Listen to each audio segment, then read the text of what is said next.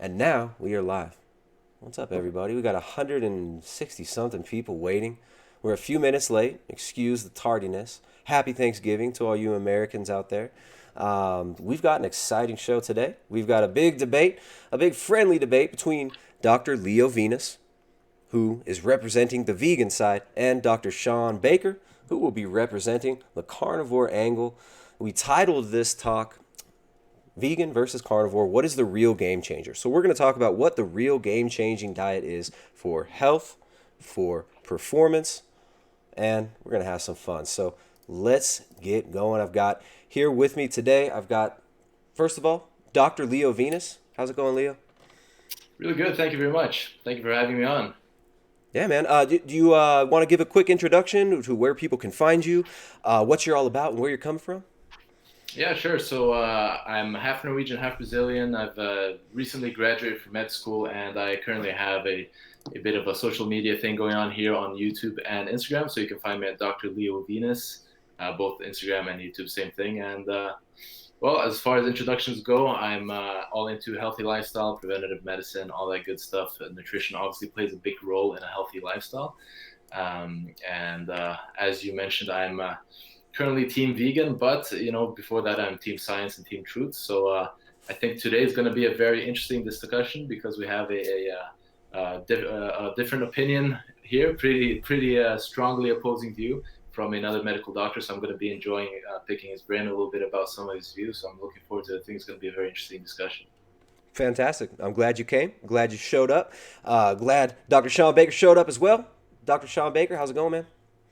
Tristan, it's going well. I'm also very happy to be here, and hopefully some productive, positive things will come about this. And I think, I want to congratulate Leo. I mean, there's a lot of, having spent a long time in the medical profession, allopathic medicine, we have a lot of work to do with fixing our chronic disease epidemic, and we're not doing a very good job, quite frankly. And I absolutely 100% agree with Leo that nutrition, lifestyle are huge, and we so underemphasize that.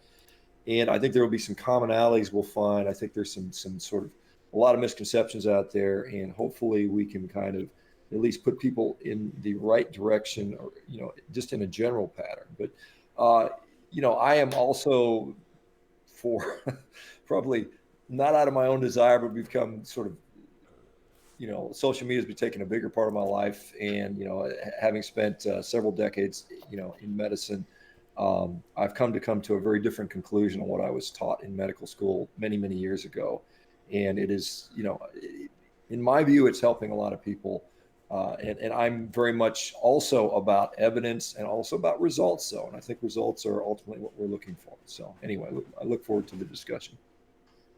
Awesome, awesome. So we're going to start out. Leo Venus is going to make the first statements. He's going to go ahead and state his case. After that, Dr. Shawn Baker will be able to ask any questions he's got for Leo. He can do some cross examination and then make his points, and we'll have kind of some friendly exchanges there. If you guys in the audience have questions, we might try and hit on those at the end. So feel free to send the super chats for questions if you got some questions, and we might have some time at the end. But Dr. Leo Venus, you got the floor. Perfect. Thank you very much. All right. So first off, I would just like to say, to the viewers here that I haven't been vegan all my life. So this is not something that I've been kind of brought up on. I ate the same diet as pretty much everyone else.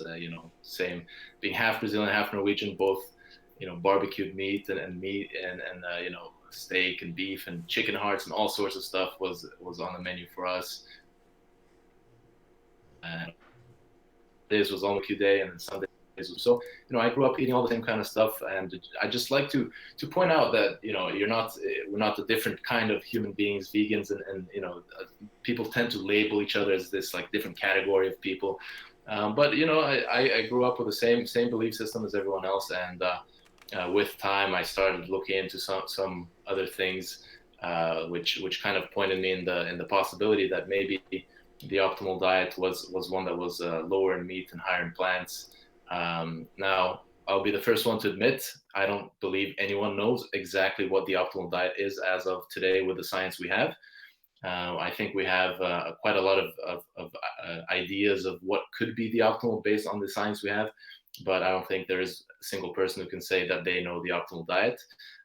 For my story then, I was doing my bachelor's in biochemical engineering at the time when I first came across veganism, and saw a few of the health documentaries. And, as anyone probably when they first hear about it, is like, what is this weird thing? This kind of nothing but plants, and it's like some sort of hippie thing.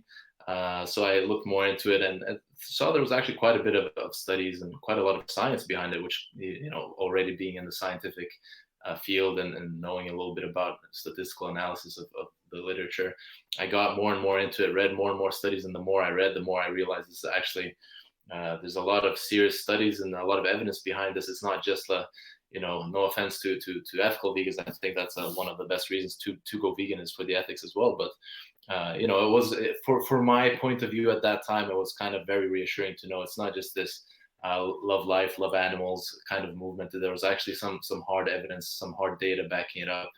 And from there, I just learned more and more, as I went to medical school as well, the hierarchy of evidence, which is basically what the medical model is run on. Obviously, you can't give advice to patients without having some sort of data backing up your advice. You can't just say, I have a feeling you're gonna really benefit from this type of treatment, and then just go with it. You have to have something backing it up. And I think this is one of the most important concepts. And I'm curious to hear what Shawn Baker thinks about this as well, because Shawn is also a doctor.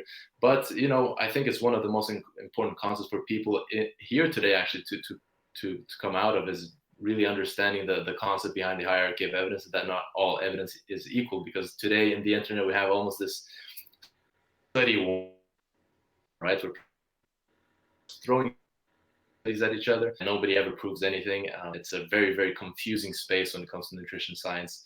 But basically, so the hierarchy of evidence, looking through that, in terms of plant-based diets, you have everything from cross-sectional studies to prospective cohort studies to randomized controlled trials, systematic reviews, meta-analyses, and even the big guideline organizations coming out now saying that plant-based diets are nutritionally adequate for all stages of life, and that they can actually have benefits for reducing risk of cardiovascular disease, type 2 diabetes, high blood pressure, colon cancer, among others, and obesity. So, through and through, as you're looking through the categories, I think there's quite a strong case for plant-based eating, if not 100% plant-based, at least a mostly plant-based diet from a health point of view.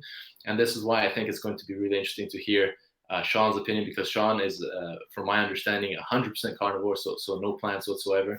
And so I'm really curious as to what sort of data or evidence, because to my knowledge, there aren't really many or any studies really on the carnivore diet in humans, but I'm looking forward to hearing that.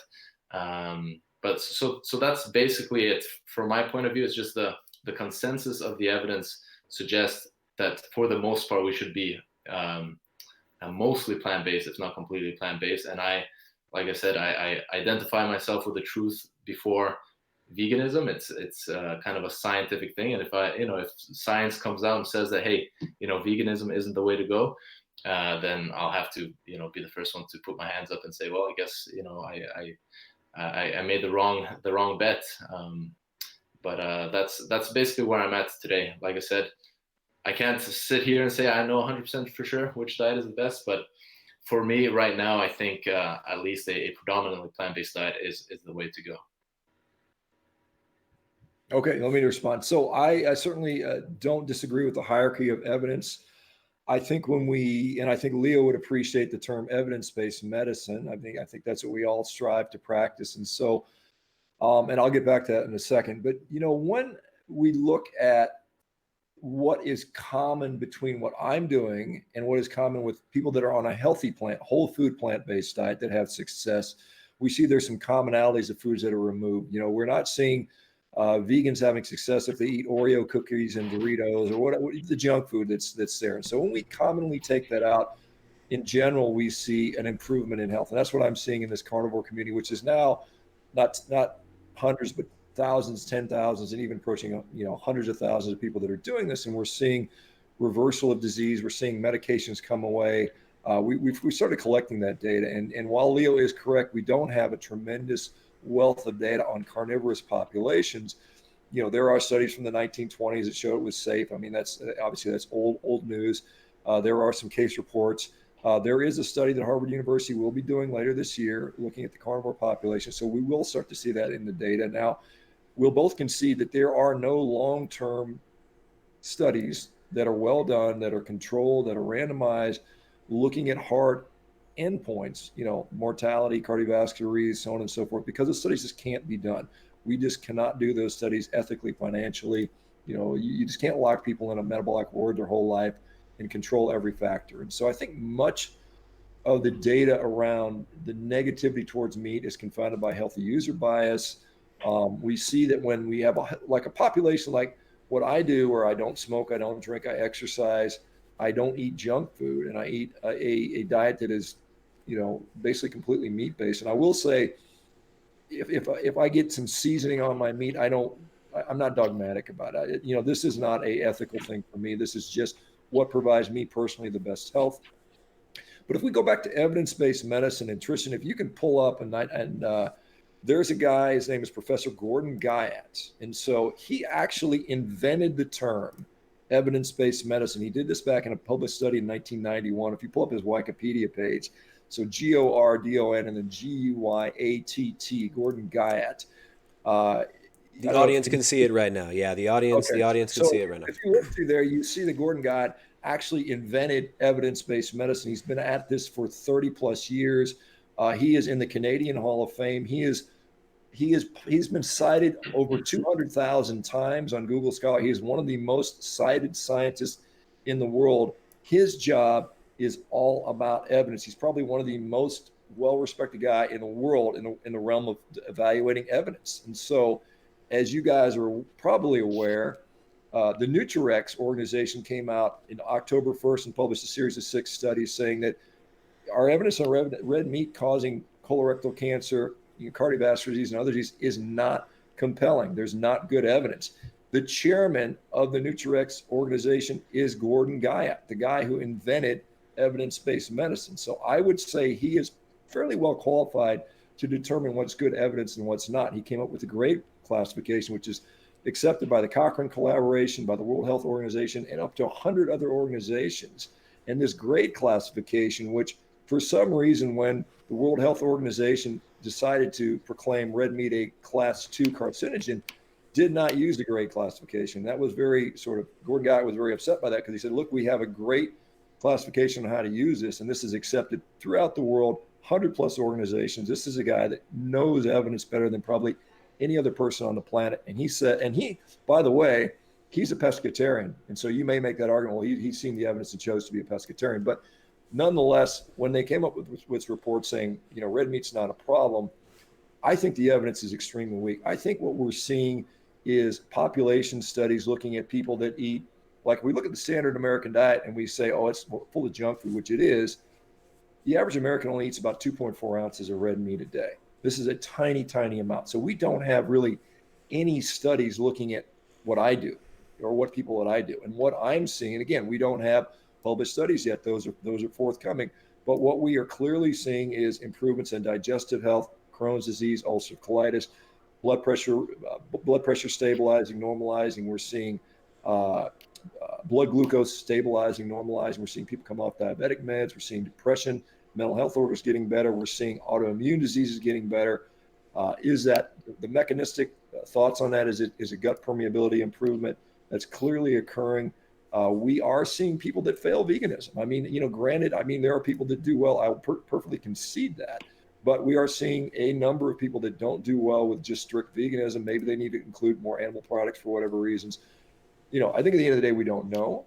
I think it's impossible for us to really know. And my sort of hypothesis is, if you are healthy today, and I think Leo and I would both agree on the value of muscle. I know your brother's a bodybuilder. I think muscle is important for longevity. It's important for disease resilience and just general function. And so if we are promoting a diet that facilitates that, I would argue that animal protein's better. It's better quality. We can say that we can get enough from plants, but it is more challenging.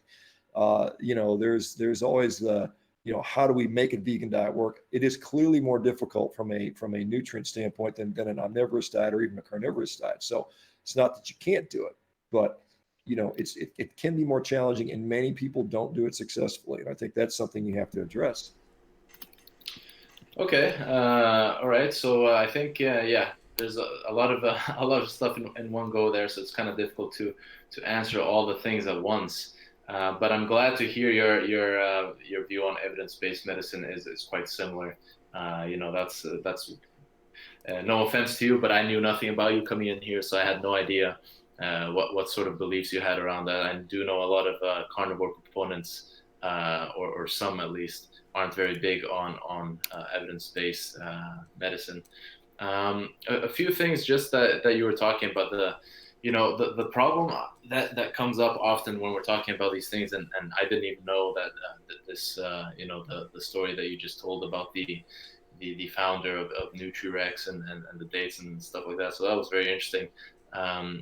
But again, I think any discussion around health and truth has to come from the evidence itself. I mean, as interesting as these stories and anecdotes are, when it comes to whether he is the founder of Nutri-Rex, we can't put that as an umbrella term as to justify any conclusions that come out of Nutri-Rex. And not saying that this is what you are doing, but when it comes to the Nutri-Rex study, I'm assuming you're talking about the study that was published in the Annals of Medicine.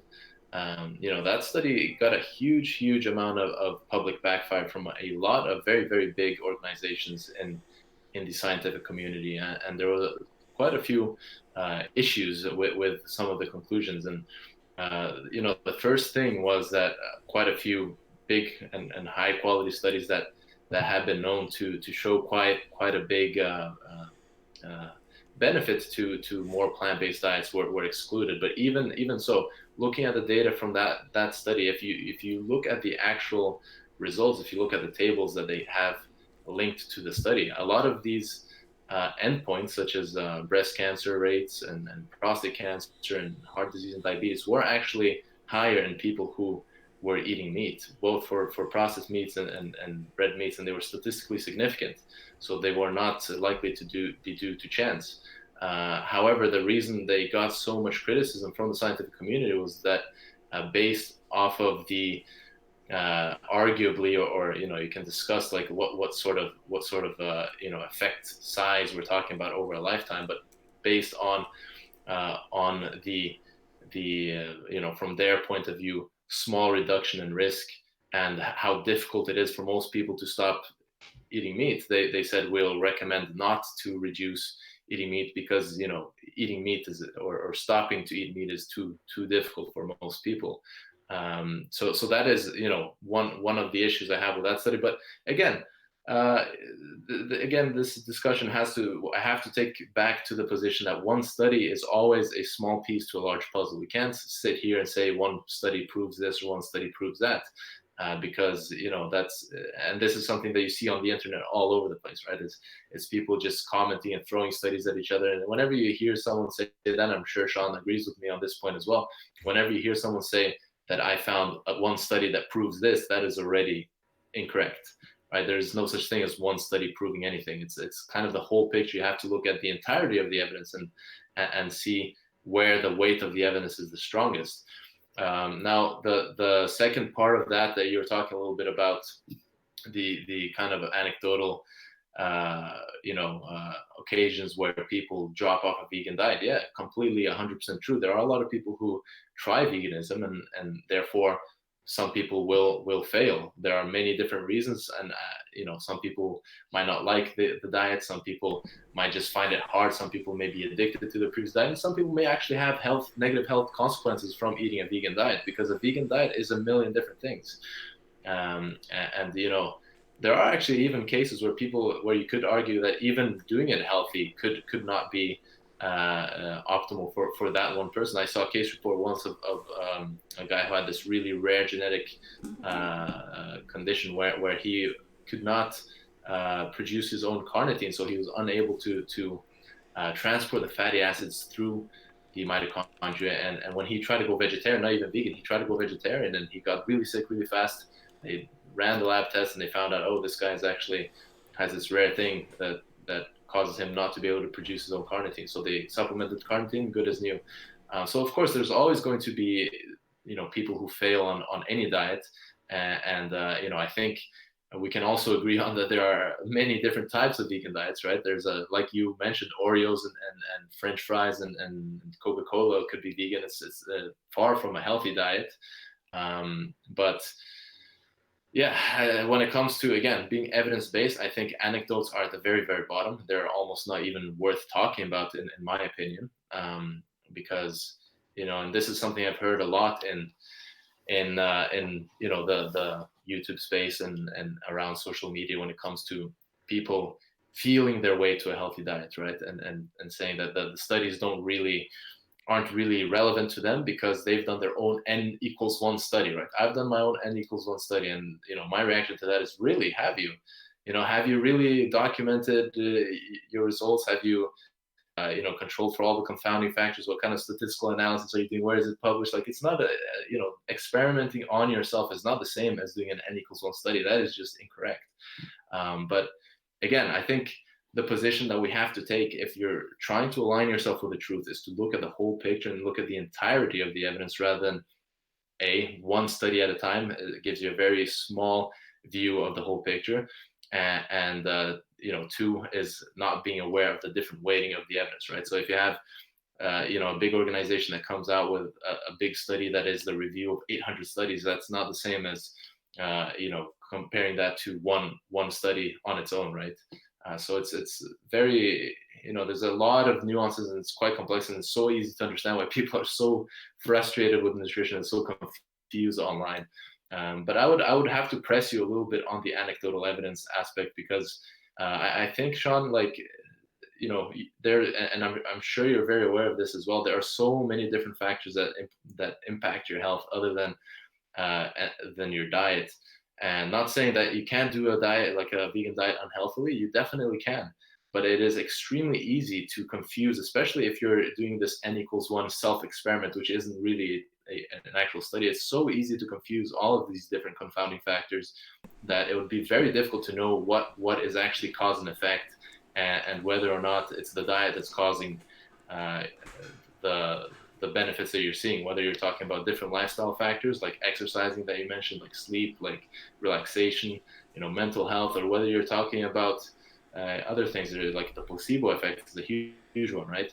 So I think anecdotal evidence is one, or just feeling your way to a healthy diet is one of the most dangerous in terms of highest risk for you to come to incorrect conclusions about what is a truly healthy diet. That is what I've come to so far. I'd be really interested in hearing what you think. Yeah, I mean, I don't think we should dismiss anecdote. It is evidence. It may be at the lower end of the spectrum, but it is hypothesis generating. And just as an epidemiologic study generates hypothesis, it cannot show causality. I mean, these anecdotes are generating hypothesis. Yes, we need to test those hypotheses. No, we don't need to discount them, ignore them. We are seeing people that are eating, 20 times the amount of meat that the average American sees, and they are coming off medications which are objective. They are losing weight, which are objectively verifiable. They are putting up colonoscopy results where they see reversal of diverticular disease. These things are objectively measurable. And so we have these things that we can start to cobble together and collect data and sort of analyze that. Yes, studies are forthcoming on that. We should not rely only on that.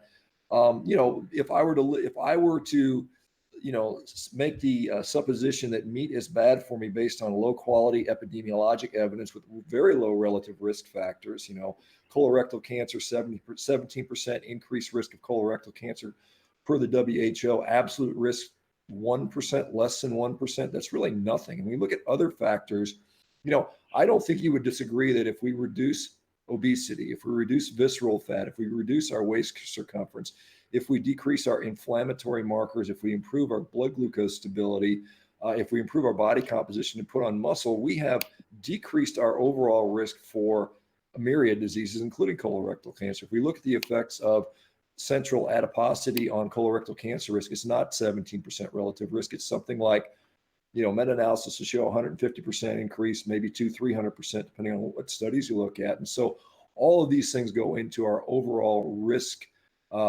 assessment. And so you can't just say, oh, it's all about meat. We see that those studies don't hold up in Asian cohorts. In a lot of cases, we see differences. And so I think I would posit that it's not meat. It's probably the things we do with that. It seems to work in Western society where most of us eat crappy junk food, which is McDonald's, French fries fried in seed oil, sugary Coca-Colas, and so on and so forth. And so when you fail to properly control for that, and I know there are multivariate analysis, but they never fully control for that. I mean, I think they just kind of guess as what the effect is. And, we are going to see more and more people get healthy this way. We should celebrate that, not dismiss that. We should be curious about that. Why have I not died of scurvy? I mean, this is something that if we were to look at the standard nutritional recommendations, I get almost no vitamin C. I get a little bit from meat. I should have been dead a long time ago. So we have some really big holes in our nutritional knowledge as to why this is happening. And so until we start to say, not as, I see guys like Dr. Michael Greger saying the science is settled, no more studies need to be done. I find that horrifying just to sit there and think that we don't need to study anything else. We have all the answers when clearly we don't, when clearly we are seeing exceptions. This concept of a black swan, when you assume something is one way and then all of a sudden you have 1, 2, 10, 20,000 people that are showing that something else is going on, we need to re-examine the evidence.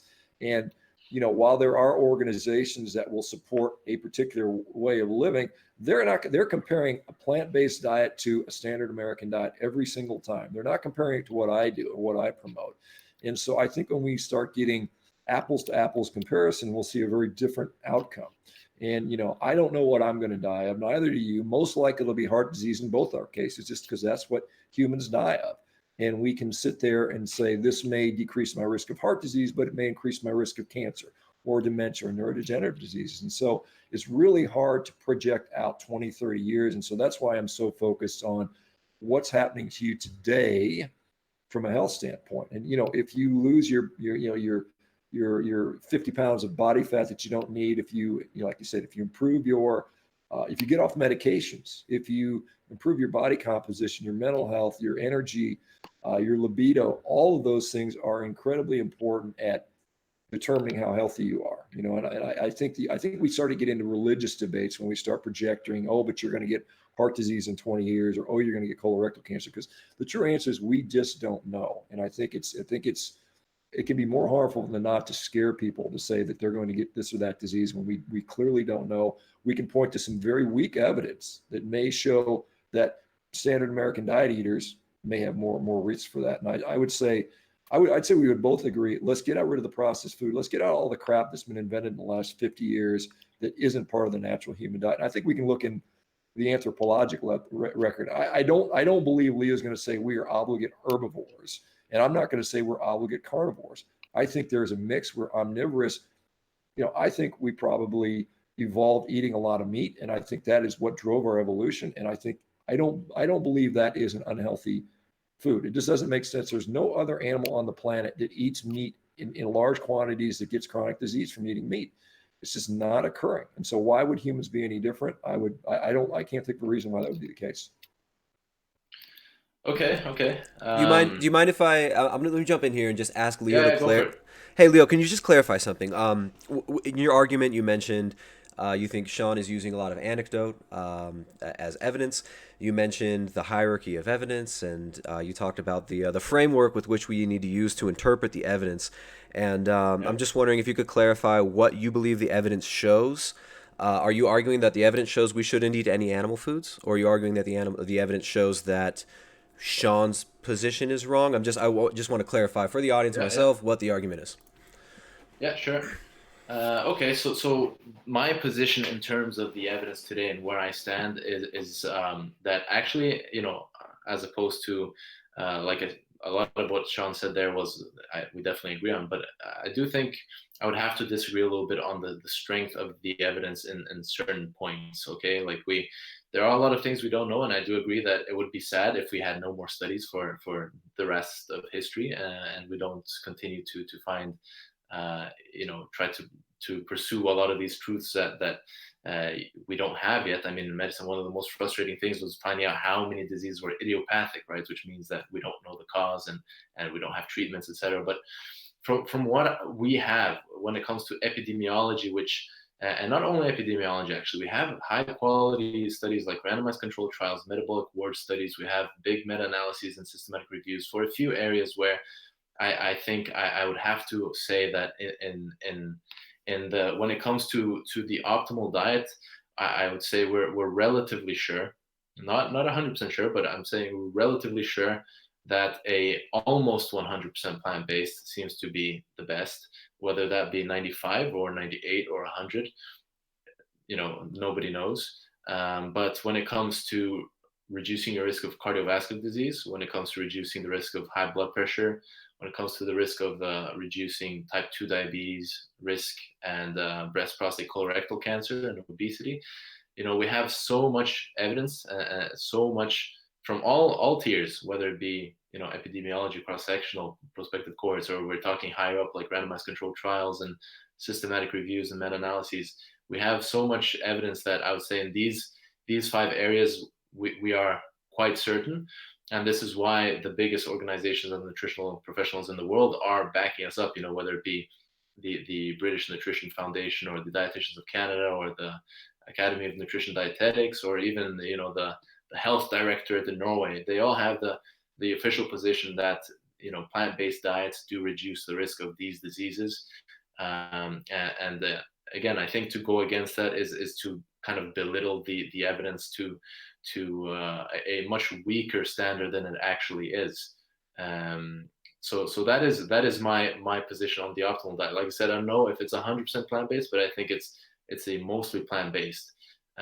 When it comes to the full carnivore, we're kind of blind. I can say, like, from theorizing and thinking and mechanisms, I would have a lot of worries. I certainly wouldn't do the carnivore diet on my for my own.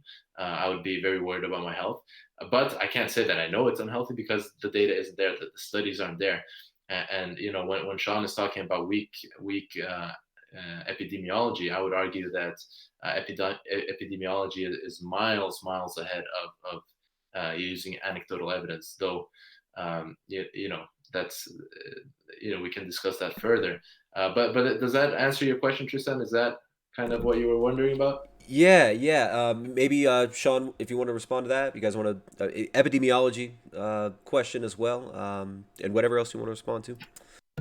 Yeah, I mean, I would challenge Leo to produce the randomized control trial over a long period of time with hard clinical endpoints that shows that eating meat, and definitely just eating meat, is causing disease. I just don't think it exists. That evidence does not exist. You've got standard American diet versus, not junk food diet. And I would say any non-junk food diet is going to do better than the standard American diet when it comes to health outcomes. I've never seen a randomized control trial that looks at anything other than biomarkers, which are debatable as to what they actually mean with regard to chronic disease. So if you've got a 10-year outcome randomized control trial where they looked at a vegan diet versus a purely meat-eating diet, I'd love to see it because I'm not aware of it existing yet. And so I think the evidence, John Anitis, another professor at Stanford University, one of the most well-regarded guys in the public health space, says that we've wasted our time with epidemiology. It has not been helpful. It has not produced any results.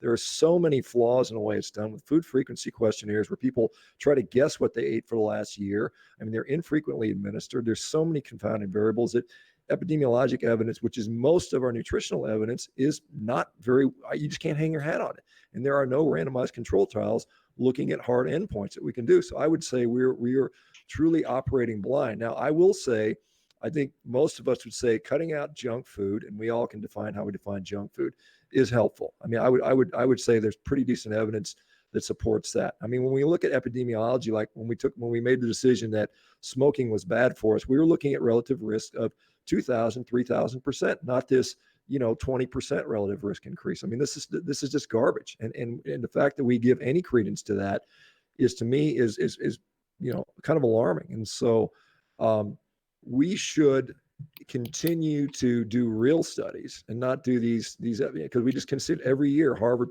pumps out another epidemiologic study examining the exact same data over and over with some new twist. They're not really doing it. They're not advancing the science or anything. All they're doing is sort of supporting their dogmatic beliefs. And I think what I'm doing here is should give us pause to think that, wait a minute, maybe we had it wrong. Maybe all these people are getting healthy, and you cannot deny the results we're seeing. I mean, Tristan did a vegan diet for years, and now he's doing a carnivorous diet. I mean, he's another guy that can tell you. It was a never really vegan. The vegans will correct. They'll say he was never really vegan because they say it's an ethical position, right? But because I ate a plant-based diet for a while, and it wasn't an ethical vegan, there's all these little factions. It's really weird. But yeah, I did a plant-based, a full-on plant-based diet. I felt terrible. It was very, very difficult to maintain for more than just a few days. And yeah, I found it incredibly unsustainable and unenjoyable. And I had chronic health conditions, especially an injury in my hip that got way worse. I think it was actually really, really bad for my central nervous system. But of course, anecdote. So. Well, I'd love to ask you more about that some other time, but I think, yeah, sure. It will be a very long, discussion if we're going to go into the details. Well, we'd have to turn it. Yeah, we'd have to figure out how I did it wrong for sure. Shawn, well, I mean, that would definitely be something to talk about, but there's possible other things that can happen to it, and it's not all about diet either. But I'd be very interested in talking more about that some other time for sure. Cool. Should I just answer a couple of things about what Shawn just said? Yeah, sure. Unless Shawn's got anything else. I know I kind of interrupted him to. Shawn, you got anything else to add there? Well, I mean, I've got a lot. I could talk for hours, so I'm going to cover any topic. So I mean, it seemed like you were in the middle of a sentence. So sorry, man. We kind of. No, I can't remember. I mean, I just think that I would, and I fully concede that there are a lot of organizations that say this is the best evidence we have, and therefore this is what we're going to go with, and that makes sense to me. But at the same time, it's like saying I'm going to board a plane that doesn't have one engine and the fuselage is cracked, and that's all the money we had. So suck it up and good luck and hope you don't crash. And so I think that's what our nutritional science is. And, I know that Leo referenced like the American Dietetics and Nutritionists they've got this 2016 position paper where, plant-based diets safe for all stages and ages. I mean, what we look at is, and again, we can look at bias in the literature, and there's all kinds of, conflicts of interest from industry funding, but all three of those authors were ethical vegans. And so when we start to say that all three of the authors that put forward this position statement are ethical vegans, is there an intellectual bias there? And do we need to discuss that? I think that is if you look at it, it's Winston Craig, Visani Melania, and another author. If you look up their names, you see all of them have books out on vegan diets, vegetarian diets. They're all one of them works for PCRM. So we have this bias in the nutrition literature, regardless. And I know that's some people will complain about that argument, and we see it from all the time again from vegans. Oh, the meat industry funded that study, or the dairy industry, therefore it's invalid. Well, if we've got intellectual bias, I mean, the same criteria should be used. And when I point back to Gordon Guyatt, he's a pescatarian, so he is not even eating red meat, and he's out there saying red meat is fine. So I think we have to consider that stuff as well. Cool. Yeah, jump on it, Leo. Yeah, sure.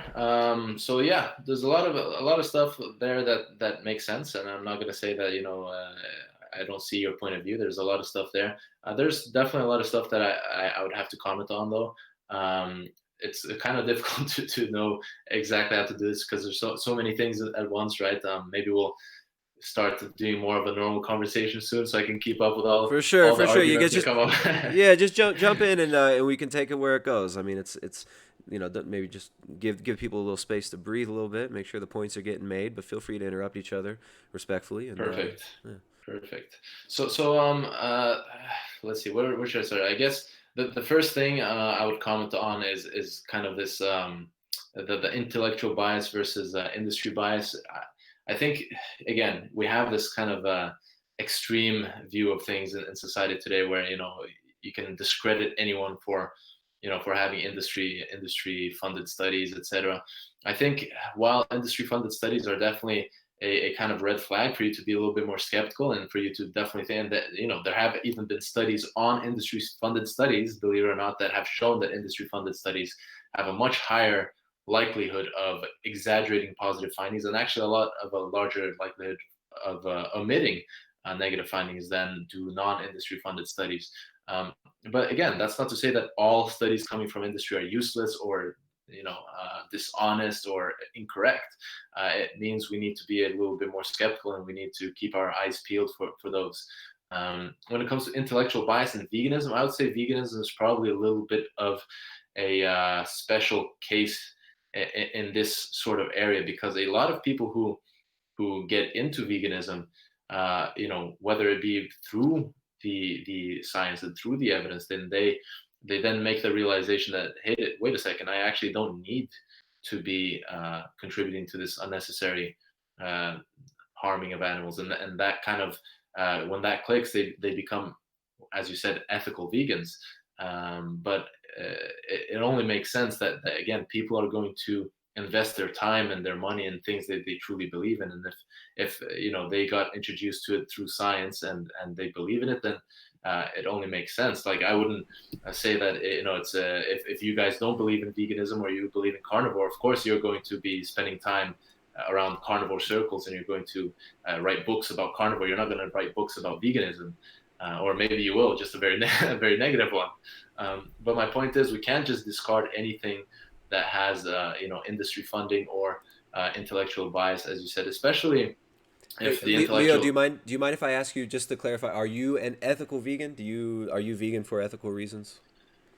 I would say I'm for all reasons, to be honest. I mean, like the what got me started was not for the ethics. What really, from the health point of view, though, I would say I would, from what I can understand, I would eat meat and stuff like that, once a week, probably, at least, would not really have if I had one portion of meat per week, from my understanding of the evidence, that would not hurt me. So you have meat like once a week or twice a week? How often do you eat meat? No, that's from the health point of things, but it's the ethical part that makes me 100% vegan. Yeah. So I would identify as an ethical vegan, as well as the other reasons. Yes, correct. But again, I do not think that that kind of, like I said, I identify myself with the truth first, and the only reason I'm an ethical vegan is because I believe that the evidence is far from too weak to say that most people can do relatively well on plant-based diet. I think it's, though there are always exceptions, there is no black or white. I do think that most people can do well on a plant-based diet, and therefore it becomes unnecessary. And that's the click for me. It's the unnecessary, right? If I knew I needed it for my health, if I knew I needed meat to be healthy, I'm the first to admit I'd be eating meat, because as much as I love animals, I care about my own health more than animals. And I know some vegans will call me selfish for that. And I've actually had conversations with some vegans that say that even if they found out that veganism was less healthy than eating an omnivorous diet, that they would still continue being vegan. I don't think I would, to be honest. I really don't. But yeah, to answer your question, I would consider myself an ethical, as well as a health conscious, as well as an environmentally conscious vegan. But again, I don't like really labeling ourselves too much, because again, it kind of sets people into camps where it's like, okay, you're this category of human being, so whatever you think and say kind of doesn't apply to me because I'm carnivore or I'm omnivore or whatever. Like, no, we're all the same. Like, we're following different lifestyles, but we're essentially all the same. Do you not so you don't identify as vegan then? No, I do. Yeah, but I don't think it's that helpful. I don't think these identifications are the most helpful thing, and yeah. I think they can be very dangerous, because a lot of people tend to label, very, very quickly label each other in terms of, what camp are you in? Are you team vegan or team carnivore? I don't think that's very helpful. Yeah, let me. I've got some comments on this sort of stuff, and so I think that. And I applaud you for realizing that your health comes first, because I have been in conversations with many vegans that say it doesn't matter if my health declined, if I got sick, I would never eat an animal. And I think that's just, in my view, that's a definition of insanity, quite honestly. And we see this. And then, this ethical thing. And so it's not like I'm out there, I've got animals, I care for animals, I don't dislike animals. I realize that they are helpful and make my quality of life better when I eat them. And that's just my personal experience. The more that I include in the diet, the healthier I am. And you're still quite young relative to me. And as you get older, it's nice not to wake up with joint pain and, back pain and sore knees and having good libido and good body composition. Those things are nice as you get older. And so I found to come to realize that the more animal products, the higher quality protein I eat, the better I do with that regard. And I've tried all kinds of diets over the years. I never went fully plant-based, but I was at a point where I was eating small amounts of lean protein, very, very fiber plant heavy, lots of fruits and vegetables. And while that did cause me to lose weight, it wasn't sustainable for me. I didn't feel particularly good in that particular dietary scheme. And I wasn't eating a bunch of junk food. It was all whole food. So, but when we come to ethics, one of the things we see is like, if I show a picture of a skinny fruitarian, you would object and say, oh, well, that's just a weirdo fruitarian that doesn't know what the hell he's doing. But at the same time, we have people putting up images of, slaughter from some third world country and saying, hey, that's how animals are treated all over the world. And these cows are stuck in a box their whole life and they're tortured. But that's not the reality. I mean, that is not the reality. I mean, there are things we can improve when it comes to animal agriculture. Certainly we can do, particularly when it comes to ruminant animals, which is mostly what I eat. And I think we have to differentiate between chickens, pigs, cows, sheep, and other animals. I mean, there's different ways to improve upon this system without throwing the baby without the bathwater. And so we know that regenerative agriculture can put more carbon in the soil. I mean, there's a couple studies that discount that. One was done from a guy from Loma Linda. Another one was done from a Harvard professor who has no background in rangeland science. And so we're seeing more and more that we can produce the productivity of the land. We can have more animals. We can restore the science.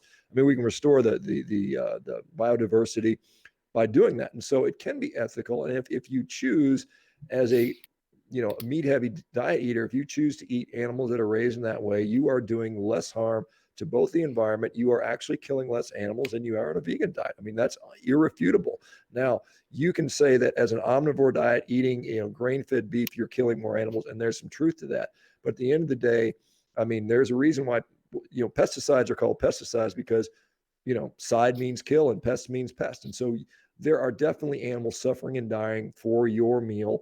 Regardless, food is probably imported from all over around the world. There's human suffering that goes into that. So I think the ethical argument is a little bit misguided. I think, the best thing you could do is either go move to Costa Rica and be a fruitarian and pick your own fruit, or you can be a carnivorous guy and eat grass-finished animals. And I think those are the best ethical things you can do. Animals are going to die regardless. Now, a rabbit dying in the field, or a field mouse dying in the field from pesticides, or farmers shooting all these animals to protect their avocado crops or their fruit crops, or shooting birds to protect olive trees. Animals die and suffer. They always have, they always will.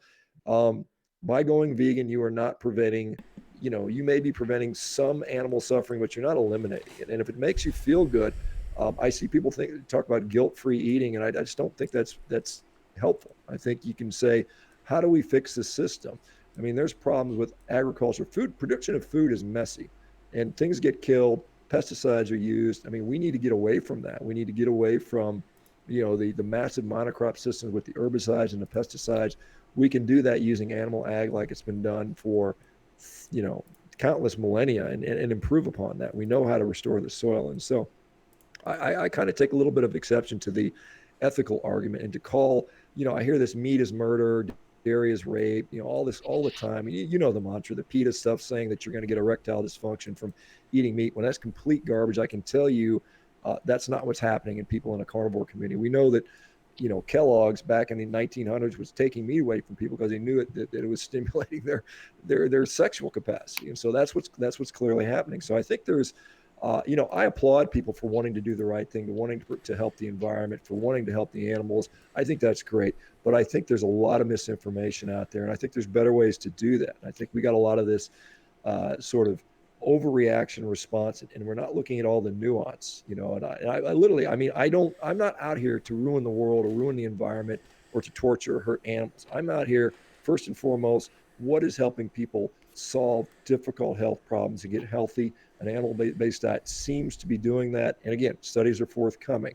But the ethical and the environmental arguments, I think, are clearly more nuanced than the black and white, just don't eat meat, that's the best thing you can do for the planet, because that is not the case. And I've looked into this extensively. And so, I mean, that's another topic I would be happy to talk about. Cool, and that really ties in well. Sorry, Lou. Let me just go ahead. I've got a super chat question, which essentially is right in line with what you guys were just talking about. So Xanavar, thanks for the super chat, sends a $15 super chat, says, for Leo, on ethical views, what about crop deaths? use of pesticides, killing bugs, rabbits and crop machinery, etc. His opinion on holistically managed livestock for regenerative agriculture, soil health, etc. So, yeah, Leo, what do you think about that? And I guess, I'm so happy they asked that question because it's actually kind of what I wanted to talk about as well. So thank you very much. Yeah, so it's completely agree. There is no such thing as perfection. Vegan diet is not perfect. There are animals being killed for the production of plant-based foods, and there is nuance. It's not black and white. No, nothing in life really is black and white, and absolute terms. Whenever you hear people using these absolute terms, it's just inaccurate, right? I would have to take issue with a few of the comparisons because I think though there is nuance, it's like how much nuance are we really talking about? And when it comes to crop deaths and when it comes to this regenerative agriculture, I'd love to pick your brain a little bit more about this kind of stuff as well because number one, I don't see from a whole picture point of view, I don't see how you could ever have even from an environmental point of view or from regenerative agriculture, if everyone was going to start eating cattle, just the amount of land that we're going to have to clear. And I think a lot of people don't understand this, that grass is only in very specific places that it naturally grows. Grass is not really, for the most part, grass is a man-made phenomenon. If we let nature take its course, most of grasslands around the world would actually grow into forests. There is definitely some natural grasslands around, but it's much less than people think. In most places where we have farms, that's man-made, and so in order to create grasslands, we have to actually destroy a lot of forests. It's we're clearing forests in order to create more grasslands, and one of the top causes of species extinction and loss of life in the wild is loss of biodiversity is actually loss of habitat, and so though theoretically a lot of these arguments may sound good, I think if you're taking the whole picture point of view again, and you take into account that a lot of land has to be, a lot of forests would have to be cleared in order for everyone to eat cattle, it would just not be, from a death point of view, it would be much higher than crop deaths, and from an environmental point of view, it would be completely unsustainable.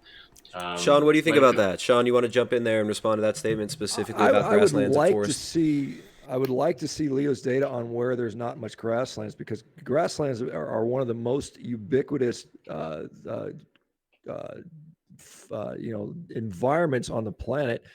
Grasslands evolved around 100 million years ago, and we have extensive ranging grasslands. Now, I agree with Leo. We should not be cutting down forests, and I'll use the example in the Amazon because that's gotten a lot of attention lately. But the thing that this is a mistake that people are making. This is a mistake that Guidon Eshel made in his study looking at regenerative ag, saying we don't have the land. What they're doing is they're assuming standard normal practices for grazing animals. And what we see is when these animals are doing things called adaptive multipaddock grazing, where there's frequent rotations, that the carrying capacity of the land will go up 300, 400, 500, up to 800%. So we could increase, without cutting down a single tree, we could increase the productivity of the land that we currently have by hundreds of percent, maybe on a conservative estimate, 300%. So we could put 3 times as many cattle on the same land we have today without cutting down a single tree, if we so choose to adopt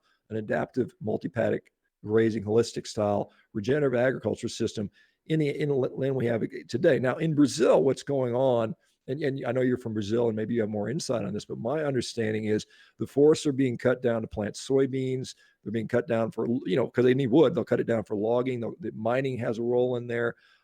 Coffee, acacia, acai berries. I mean, they're using the forest for a lot of reasons. They're just using that resource. And what's driving the soybean? Soybean is very valuable. And the reason soybean is valuable is because of soybean oil. Soybean oil is the main financial reason people plant soy. Now, it is fair to say that much of that soy byproduct, the meal, will be fed to animals, and it's primarily going to pigs in China. It's not being fed to cattle, and cattle don't do well on soy. You can't feed. So this misconception that the cows, they're planting soy so the cows can eat the soy, that's wrong. Cows don't eat soy, or they have very little that they can do, or they get very sick. So if we look at the domestic and the exported soybean production in Brazil, 70% of it gets exported, 30% is remaining. 100% of that soy is first turned into soybean oil for human consumption.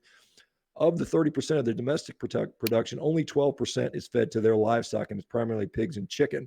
And so that's about 3% of the soy that's planted in Brazil is being used to feed their animals. And so it is a misconception to say that the animals are driving that. Now, the cattle, once the land has already been tilled for soy, for soybean oil profits, they'll go in there and they'll graze that land. And they started planting sugarcane in the south of Brazil, and that's displaced some of the natural ranching land. So sugar and soy has displaced the natural, arena for these cattle. And so there's a lot of nuance.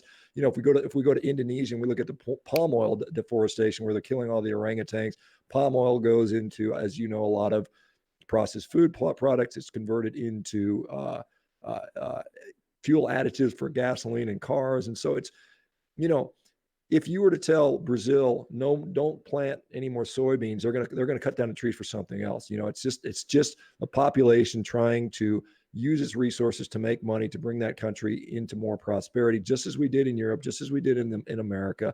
And so this is a very region-specific problem. In the United States, the forest cover has increased over the last 30 years, the last 100 years, the same thing in Europe. And so animal agriculture is not decimating every part of the world equally. If we talk about forest fires, much, much bigger fires this year in the Congo, which nobody's talking about, and that had nothing to do with animal agriculture. They don't have much animal agriculture there. So again, it is much more nuanced when it comes to an environmental standpoint. We have to live where we are, and we can talk about greenhouse gas emissions. There's some IPCC says 14.5% of total greenhouse gases are emitted from animal ag. That is true. However, that's a life cycle assessment. They're not looking at direct emissions. So when they compare that to transportation, they're only comparing what's coming out of a tailpipe versus every single thing that goes into producing meat, from the crops that are grown, from the transportation they use, from the packaging, from the processing, from everything that goes in that life cycle. So life cycle assessment versus direct tailpipe emissions. If we look at direct emissions from animal agriculture in the world, it's 5% versus 14% for transportation. The majority of the emissions that are coming from cattle in the world are coming from third world countries. About 80% of that 5% is coming from, India, Africa, Southeast Asia, where the practices of agriculture are extremely inefficient. 70% of the world raises cattle like they did 1,000 years ago. There are much more better ways to produce those animals with genetic selection, with proper nutrition, with proper health, with veterinary care. They will be much more productive. If we just bring the world up to 1950 standard, we could produce so much more meat in a sustainable way. And so this is, this throwing the baby out with the bathwater situation is fallacy. It's a problem. It's going to harm people. They've done studies. Don Layman did a really nice study looking at what if we could do if we could do plant-based diet. Well, what we see is we could feed more calories to people, and we would need more calories to get the nutrition from a vegan diet for critical nutrients such as leucine, lysine, and some of these other things. You have to eat a little bit more food. And so right now, Americans eat about 145% caloric, or 45% increase in surplus in food. To get the same amount from a plant-based diet, you have to eat even more calories. You would have critical nutrient deficiencies. The most effective way to grow calories is to plant sugar. Sugar is the most efficient and resource-friendly way to make calories. And so if we're going to make the argument that to feed the world, we're going to do it on calories and not include nutrition, which is different. Once we start looking at nutrition, critical nutrients, then beef becomes much more environmentally friendly. And so it's how you frame this. The issue with water usage, we hear this, a cow takes 1 million gallons of water to grow. 96%, 98% of that worldwide is rainwater. The rain falls regardless. And so when we look at blue water comparisons, some of the plant foods are just as water hungry as cows are. And so we have to, if we look at it in a way that's going to help humans, how are we going to nourish people, not just give them a bunch of calories? Because we already have that problem. That's the problem in the West. We have too many calories. We don't have enough nutrition. We see what industry is doing, and I don't know if you support this stuff, but I see anytime we cut and I think animal nutrition is high quality, it's healthy. But whenever we cut that from the human diet, we've seen that with things like lard and butter that dropped from the 1920s. That was all replaced with seed oil. That was replaced with soybean oil, corn oil. We're seeing the same thing. Now we're going to reduce the meat. How did the industry respond? Beyond Meat, Impossible Burger, which in my view is just processed slop. We shouldn't be eating that stuff. If you're going to make a plant-based burger, make a damn bean burger, make your own bean mushroom burger or something like that. But don't eat this, pea protein isolate mixed with canola oil. I mean, that, anyway, it's a long ramble. So I give you something to talk about. Yeah, yeah, thanks. Yeah, no, I have to say, a lot of the stuff, again, you're touching on good points. I'm not a proponent of burgers like Impossible Burger. Obviously, these are not healthy foods. What we want is people to go on whole foods, plant-based diets. Now, I have to correct myself there. It is true that most, even excluding Greenland and Antarctica, still most land is not grassland, but it's actually up to 40% of the world's, excluding Greenland, Antarctica, are grassland. So it's still, it wasn't completely incorrect, but it's actually more than I anticipated. But either way, I have to say a few things. Number one, going back to the crops. Now, again, not saying that you're the nuances, that there aren't nuances here, Shawn, but and you mentioned that soy isn't the optimal food for cows, and that is true. And I'm no expert farmer here myself, but from the statistics that I've seen, actually, most of these plants are going to, whether it be cattle or pigs or chickens or other animals. Again, it becomes difficult. It's a very complex argument if we're going to start dividing per animal, etc. And the statistics can be read in so many different ways. But I would say that it's a little bit. It could come to wrong conclusions if we're going to compare it only to to assume that we're not using a lot of cropland for animal agriculture, because I do think those statistics are pretty accurate. And if we're going to look up those statistics from like good sources, that would be the way to do it. Otherwise, we can sit here and talk back and forth all day and not get anywhere. But I would say, yeah, if most crops are going to animals, whether it be cattle or other animals, that is something important to consider. And the other thing, so many things to touch on here because you talked for quite a while. So, but in terms of the nutrition, the nutrition wise, you're talking about high nutrition. You're really painting this picture that plant foods are nutritionally poor and that animal foods are nutritionally rich. When it comes to most recognized, health indexes of diets, diets that are predominantly vegetarians tend to score higher in these health indices in the big studies that I've read. Now, again, I can't tell you exactly how those indices are formed, but I think it is a little bit inaccurate to paint this picture that animal foods are nutritionally superior just because they may have higher leucine and they may have a more bioavailable iron, etc. These are things that you can compare from one to another, but plants also have a lot of huge advantages, like all the polyphenols, all the phytochemicals that you don't really have a lot of in meat. Whether we're talking about, and again, it's not just epidemiology, whether we're talking about trials and high quality evidence. You have ginger, you have curcumin, you have trials showing that Indian gooseberries lower blood glucose and lipid status. So many things. Even sulforaphanes from broccoli sprouts, for example, have been shown in clinical trials to reduce the symptoms of autism in kids and adolescents. This is a huge stuff. So I think that to kind of dismiss the power of plants is based on all of this high quality evidence is quite straight up unscientific. And again, not accusing you of doing that, but I think that it is dangerous to label plants as unnutritious because again, we have a whole spectrum of food here. We can talk about Impossible Burgers not being great, but there's a ton of really healthy plant foods that we can focus on. And the other thing is, I wouldn't really agree with it being harder to get your nutrients with a vegan diet as opposed to a meat-only diet. I know, regardless of what diet, I think we can agree on this as well, Shawn, that regardless what diet you're eating, if you want to optimize your health, you're going to have to do some planning. You're not going to go to the store and buy whatever you feel like and expect that's going to be the optimal diet. You're actually going to have to think a little bit about where you're getting your nutrients from. This kind of thing that people expect that they're just going to find the magical one diet that just covers you on all bases and you don't have to think about it at all.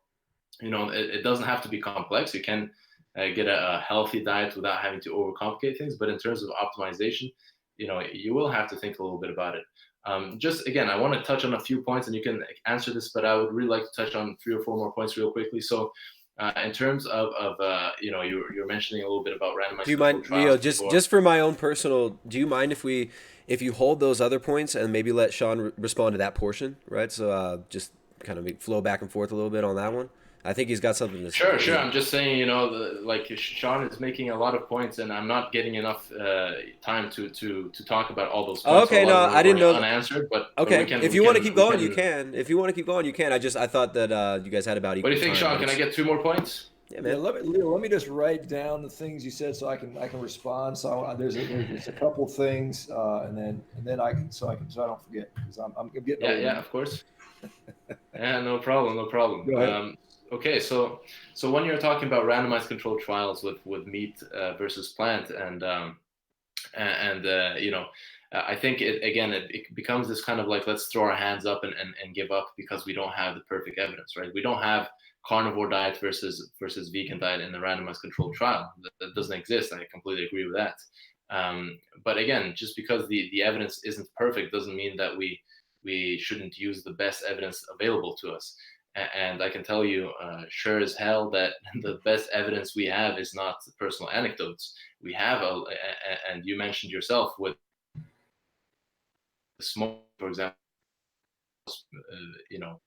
from epidemiological studies, not randomized controlled trials, because again, it would be completely unethical and undoable to do a long enough randomized controlled trial and put people on something that would cause cancer versus a placebo that doesn't. It would never, no ethical board would ever prove that.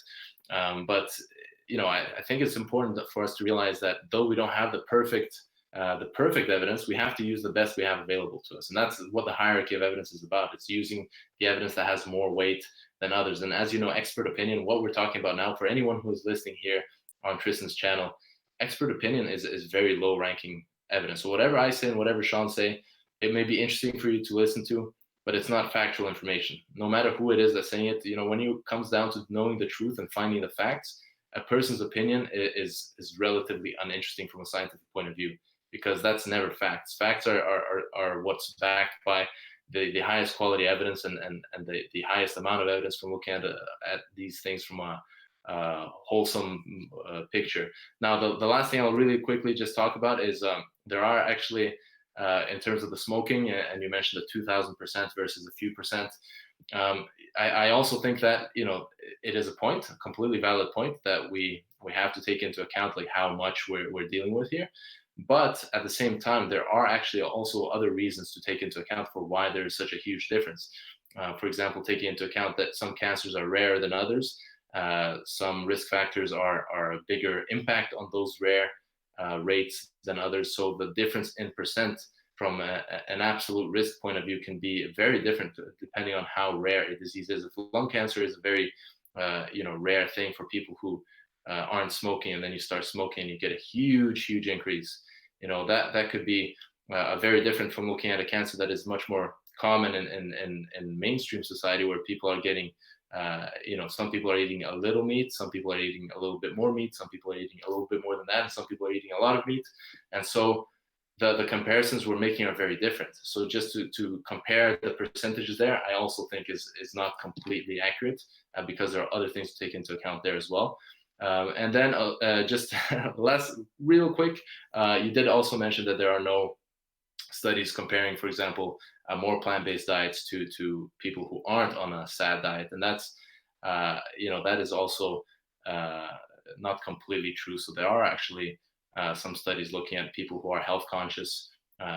Studies done on certain populations, such as like the Adventist Health studies, where all the whole population, of course, the healthy user bias is something to take into account, but most epidemiologists are good at what they do. I think if we dismiss epidemiology too much, it's almost like an insult to a lot of these scientists who are brilliant and have done a ton of work. We can't just dismiss epidemiology, but they do try very hard to control for confounding factors, and they do that really to a large degree.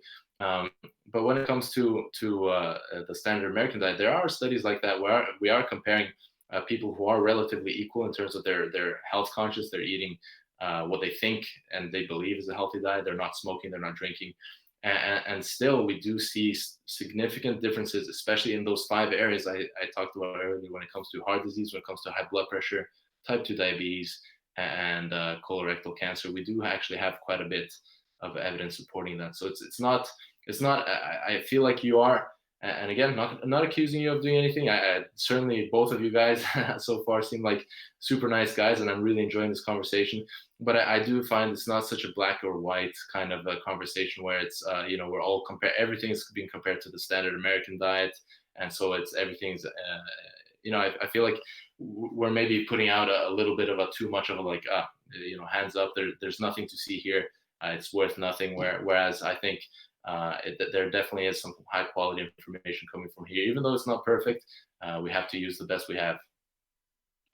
Yeah, okay, good stuff, Leo. So I would just for your edification, if you go to the FAO website, which I think is a reputable source on, animal agriculture, it's the that's where we get our data on that. And so if we look at what they say as far as what do animals eat with regard to crops, and particularly cereal crops, you see they eat about 36% of the world's production of grain crops. So that is a significant amount, but it is not by any stretch the majority. And that's great. That's cereal grains. That's not including, they're not eating apples, and they're not eating bananas, and they're not eating all these other crops that are harvested. So humans by far eat the most crops.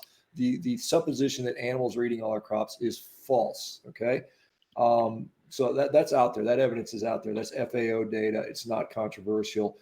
Animals, to support ruminant animals, they do require more land. They require something like 80% of our agricultural land, but we have to remember almost all of that land is unsuitable for crop production. So you cannot grow corn and beans and quinoa in the lands that these cows range. And so we have all this rangeland, which would, some people think we're going to rewild it, and somebody's going to be out there managing the deer, but that's not a realistic use of the land. So that's going on there. When you talked about plants having a benefit, I will certainly concede that there are medicinal effects from certain plant compounds, whether it's polyphenols or sulforaphane or tannins or antioxidants. But we have to put, again, these are studies done in the context of a standard American diet. It's usually in addition to the diet. If it's an anti-inflammatory, like some people will point to things like curcumin, and they'll say that seems to help with an inflammatory response. Again, this is a diet that may be more pro-inflammatory, and these things become beneficial. I think when you go on a diet that is not inflammatory, and I will tell you from personal experience and the anecdotal experience, which you can dismiss, but it is an extremely non-inflammatory diet. We are seeing C-reactive proteins hit the floor on people on a carnivore diet. So polyphenols, just to be fair, polyphenols inhibit the absorption of essential amino acids, essential fatty acids. And so these are two-edged swords. And so for some people that may be beneficial, and I'm not out there saying that plants are evil, plants are bad, we shouldn't eat them. I say, we should see what foods you tolerate well and what foods you don't, because they're not all, not all people react the same way. Now, when we look at mortality, when we look at national mortalities, as people eat more meat, they live longer. That is what we see in mortality tables. And what that often is, it's a marker for wealth. And we know that many things affect our lifespan, and a diet is one of them, but it may not be the most impactful factor. Access to clean water, hygiene, social support. If we look at, and we can Google this, and people criticize this as not being a multivariate analysis, but you go look at, there are no real meat eating populations like what I do. We don't know this, and so we are definitely dealing with the unknown. But when we look at a country like a country, well, depends on how you want to describe Hong Kong, a city state, whatever, 7 million people, they live the longest on anyone on earth. Their average life expectancy is something like 85. And they eat the most meat of anybody on the planet. And so you can't discount that. Iceland, same thing. We have people that grew up on a frozen rock. I mean, Iceland doesn't grow mangoes and bananas. It doesn't grow quinoa. These people have been living on dairy and fish and ruminant animals. And they had a little bit of grain imported from Denmark for centuries, since 800 AD. These people have some of the highest rates of centenarians among men. They produce phenomenal athletes, that are winning CrossFit championships and world's strongest men. Their diet traditionally has been meat and milk and fish. And so we've got all these, different suppositions about what's the healthiest population or what's the healthiest diet. I clearly don't think we know. I think there's many factors that go into that. I think the Adventist health studies are likely, again, there's confounding there. As you know, Seventh-day Adventists are vegetarians by religion. And so that goes on. There are many epidemiologic studies that don't show the same conclusions that they do. I think guys like, Gordon Guy, John Anitis, excellent guys, say the evidence is not that strong. And so we can continue to rely on that.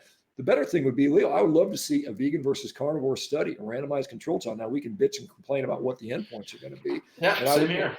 And I would say any randomized control trial you can point to, whether it's vegan versus paleo, it's not going to be, it wasn't done to a hard endpoint 20 years out showing heart disease. You might have shown a cholesterol difference or, potentially body. I think body composition, quite honestly, lean muscle mass, visceral fat is probably one of the markers we could both agree on that would be good. I mean, I can see no studies that show having extra visceral fat or extra or lower muscle is an advantage for any health outcome. So we can argue about LDL cholesterol and triglyceride levels and this and that. But I think if we figure out what actually is a healthy human being, then we can maybe get somewhere. Yeah, no, completely agree with most of that. Just in terms of the FAO, where did you? Because when I was reading the FAO, it says that 80% of agricultural land is used for right. So if you look down there, I don't know what page you're on that. I don't have it in front of me right now. But if you look on the FAO, it'll say 80% of the land usage, which is true. I mean, because the cattle are grazing on rangeland. But then if you look in there, it says about 1/3 of feed goes to feed animals. And so that's in there. You might have to dig a little bit. I posted it on Instagram before. I don't have it in front of me right now, but that is the actual numbers per the FAO. It's about 1/3. Now that's not an insignificant amount. And I would argue that yes, we need to return some of that cropland back to grazing, grassland and let those animals forage there. I mean, that's what we need to do long term. But the belief that they're eating all. Okay, so I see. So sorry to interrupt. So just so I'm understanding correctly, so it's grazing plus feed together is 80%. Is that correct? That's correct. So they graze about, they probably 70% of the land they use is grazing, and then probably 10% of the land is dedicated to grow crops for animals. And so that is not the majority of land being used. It's just not the majority of crops being and it's not that that there's not harm. We need to we need to better manage our croplands. We need to get away from the tilling of the land. We need to, better, grow our plant food as well. I mean, I think you would concede that spraying herbicides and pesticides and having it run off into the ocean, having dead zones is not in anyone's best interest. And so we need to get away from, and we can't do that. Let me just challenge you on one thing then real quickly. Sure. The first thing actually I completely forgot about, but I'm remembering it now. So in terms of the deaths, that is something I also completely, from what my understanding, I view completely different. So from the latest estimates I've heard or seen are in terms of all deaths caused by crops and pesticides and all this kind of stuff you're talking about, was something like a little over 7 billion animals. Now, when you're looking at the animals that we kill for food per year, that's usually around 70 to 80 billion.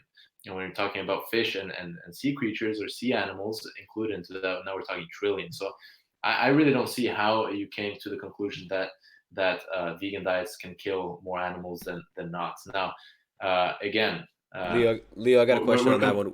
What about insects? So are insect lives equal to ruminant animal lives? Like no. How do we delineate which lives are more valuable in the animal kingdom? How do we tell? Okay, so I mean, for me, from the ethical point of view, okay, so I know none of you guys are. Well, Shawn was saying that you do appreciate trying to do the right thing, and like I said, I do consider from what I can tell, you guys seem like good guys as well. But yeah, from the ethical point of view, I would say sentience is kind of the capability to suffer. Now, I don't know. How do you define suffering? How do you define suffering, and how do you measure suffering?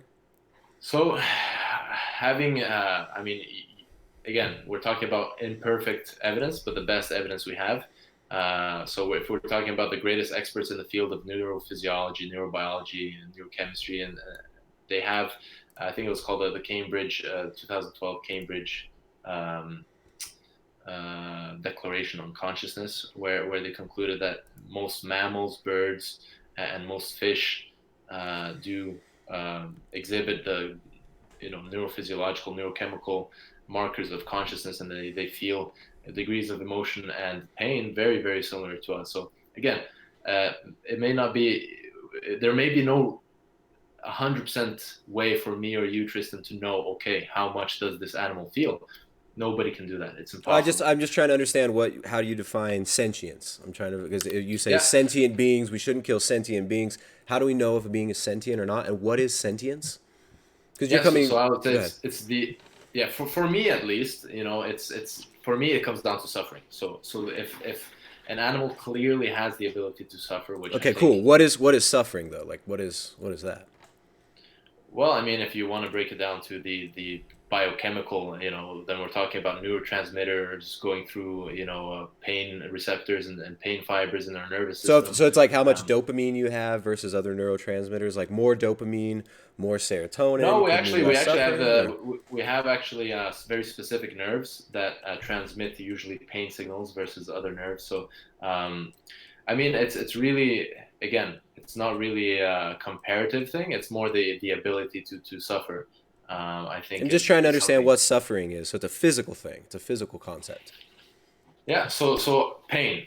Can I Okay. interject here something, guys? So and I don't like to see chickens cooped up in a cage where they can't turn around. I think that's something we should probably get away. I don't like seeing pigs, and sometimes they're in I guess it's called a farrowing crate where they put the pigs in a crate so they don't roll over and kill their offspring. That's why they do that. But we don't want to see that. But when it comes to ruminant animals, and this is primarily what I consume, I eat cows. I mean, most of my diet is cows, and we look at if we talk about suffering. So if we look at what happens, in the U.S. and other developed countries, when a calf is born, it has about a 97% chance of making it to adulthood. They're going to live a year, they're going to live 2 years, and then they're going to be slaughtered. And if we look at the way we do it in the U.S., the way we're supposed to do it in the U.S., I mean, the death occurs very quickly, probably the most humane way possible. Yes, there's some people argue there's no humane way to kill an animal, but if we look at wild ruminants, Yeah. let's, Can I let, just say, let me finish this real quick, Leo. yeah, go for it. Let me just finish it. Let's look at a wild ruminant. So we can look at, say, white-tailed deer in the United States as an approximation for wild ruminants. And so 50% of white-tailed deer are killed before 12 weeks of age, and they are mostly eaten, and they're not eaten in a pleasant fashion. They starve to death or they freeze to death. And so that, to me, is more suffering than a bolt to the back of the head where you're rendered unconscious and you die within, a few seconds. And so, I mean, when we talk about suffering and the question is, should those animals even exist? What is their purpose? I think if you were to ask a cow and say, hey, I'm going to live for 12 months and get eaten alive at 12 weeks of age, or I'm going to live for 2 years and I'm going to be fed and protected and sheltered if need be and given Have my veterinary titties care. massaged every day. Get my boobies Well, massaged. I'm talking about beef cattle, but I mean, what do you think the animal would choose? I mean, a lot of people think they speak for the animals, but like I said, I think this whole ethical thing is a very deep rabbit hole. You really think an animal would choose captivity over freedom if they have the choice? How do you define captivity? Define captivity. Have you Define been to a captivity. ranch? Have you been to a ranch? Cows graze. They spend 80% of their life roaming free in pasture grazing. And then even in a feedlot, for those that spend time in the feedlot, they have 200 square feet available to them. They don't use. I've been on feedlots. Those cattle, the reason cattle cluster together is because they are herd animals. If you go to Africa, where I've been to, you see these wildebeest, you see these other animals, they cluster together. It's a predation protection response. So they're not in captivity. I would challenge you to show any significant captivity of ruminant animals. Sheep can't even be indoors. They don't even do well indoors. And so they're outside all the time. So I think it's very different when we talk about specific animals. I would agree with you on chickens and pigs, but I don't think that's the case on ruminant animals. Well, I mean, look, I'm not an expert. I don't know the exact numbers, but just looking up real quick here, I'm getting 97% of beef is grain fed in the U.S. In the U.S., that's true, and that's But not the how world. much of time are they spending on pasture is the question, right? So they might be grain finished. So at any one time, 14% of our cattle are in a feedlot. So 86% of the time they are out on the field walking around. They're not spending their whole lives in a feedlot. It's usually 3 months at the end of their life, and so the majority of their life is spent, out in pasture. And I'm not saying we don't need to improve our feedlot system and move some of the cattle away from that. The reason feedlots were developed was in response to environmental concerns about methane, water usage, and land usage. And so that was the solution from industry. Now it turns out that we could probably do a better job with regenerating the land. And so that's going to take some time to transition back that way. But you are right. The majority of U.S. cows are finished Yeah, on yeah. grain. So I would say I don't want to get too deep into the ethical argument, because I think that's not really where we want to go. But either way, I think for my point of view, it comes down to unnecessary pain and suffering. And when you're mentioning the quick painless deaths, even though I would agree that a lot of those deaths are probably a lot in nature, it's I feel like number one, it's a little bit of an irrelevant comparison, because we are not nature. We're doing this to them apart from nature. And then number two, there's failure rates. So every single slaughterhouse in the world will have a certain percentage of cows that don't die the first time and that do suffer significantly. So yes, we can talk about exact things, and we can talk about I'm not saying that you guys are wrong or that I'm right, but the perspective that I currently have is that the ethical side of things is to avoid unnecessary suffering. And we can argue about how much suffering we're talking about, but there will be some suffering there. But again, I think we can probably park the ethical part, unless you guys really want to talk any more about it. Well, I would just say that, if you talk about failure rates, particularly in the US, they're extremely, extremely low. I would encourage anyone to check out the Glass Walls Project by Temple Grandin on YouTube. She walks you right through it. You can watch the whole slaughter process on how it's supposed to be done. It's not the vegan propaganda, third world, a guy standing there in flip-flops wrestling with a cow killing. That's not how it is done in the majority of cases. And failure rates occur in everything. It's in automobile manufacturing. It sure as hell is in human healthcare. We have a lot of unnecessary suffering and mistakes and problems in human beings. And that's far exceeds what we see in the way we produce cattle. And so I think, you can't just say, well, if it's not perfect, we can't do it. I mean, that's a and I think you're completely 100% right. Yeah, I think you're 100% right, Shawn, about what you're saying, that there are, it's actually one of the number one things that we, morbidity, a very significant one, is what we do to our patients. But, what I would say is that, again, it's maybe not what I'm hearing here is you're saying, okay, we have bigger problems. So, to me, that becomes, okay, just because we have other problems that you might consider bigger, let's not focus on this one. To me, I think the lesser, discussively, the lesser of two evils is still an evil. Whether it's less or more, different story. But I don't think that this kind of okay, let's say that there are other problems around, that takes anything away from the first problem we talked about. And I'm just saying that this is kind of something that I'm observing in that argument that you just gave. It's not a personal attack or anything like that, but I think, it's dangerous. I think it's a very common kind of trend where people do say, oh, well, there are people starving. Like, why are you talking about cows and stuff like that, right? But I think the whole point, from my perspective, from the ethical point of view, is the unnecessity. And I view it as unnecessary to eat animals. I don't know if you view it as necessary for health, but I view it as unnecessary. And that's why I don't do it myself, because I wouldn't kill an animal having that mentality myself. If I thought it was necessary, I would. Yeah, I mean, and that's great for you. I mean, and if it works for you, I have no problem with you doing that. For me personally, for me to experience good health, it is necessary for me, and therefore I have to, find the best way to do that. And I think that, we can draw the line on what, if we're going to say, you're drawing an arbitrary line, based on what you believe is sentience or what you believe is suffering. I mean, there are people out there that say you shouldn't kill a bug. And so I would say, well, we've got. Well, I'm doing it based on the biggest experts in the field of neurophysiology and neuroscience and neurobiology, et cetera. Not just arbitrary, but yes, you're right. It's a subjective viewpoint. Right. But I mean, some people will draw the line in different places. Some people will feel, and it may be based on their religious leaders, and they're going to say, I don't think a single life should suffer at my hands, and therefore we're not even going to kill bugs. And we've got malaria epidemics. Maybe we're not going to spray for malaria. Maybe we're going to let rats live in our house, and we're not going to kill rats because we don't want to harm a thing. And so there's all kinds of ways you can draw that line. I draw the line. Sure.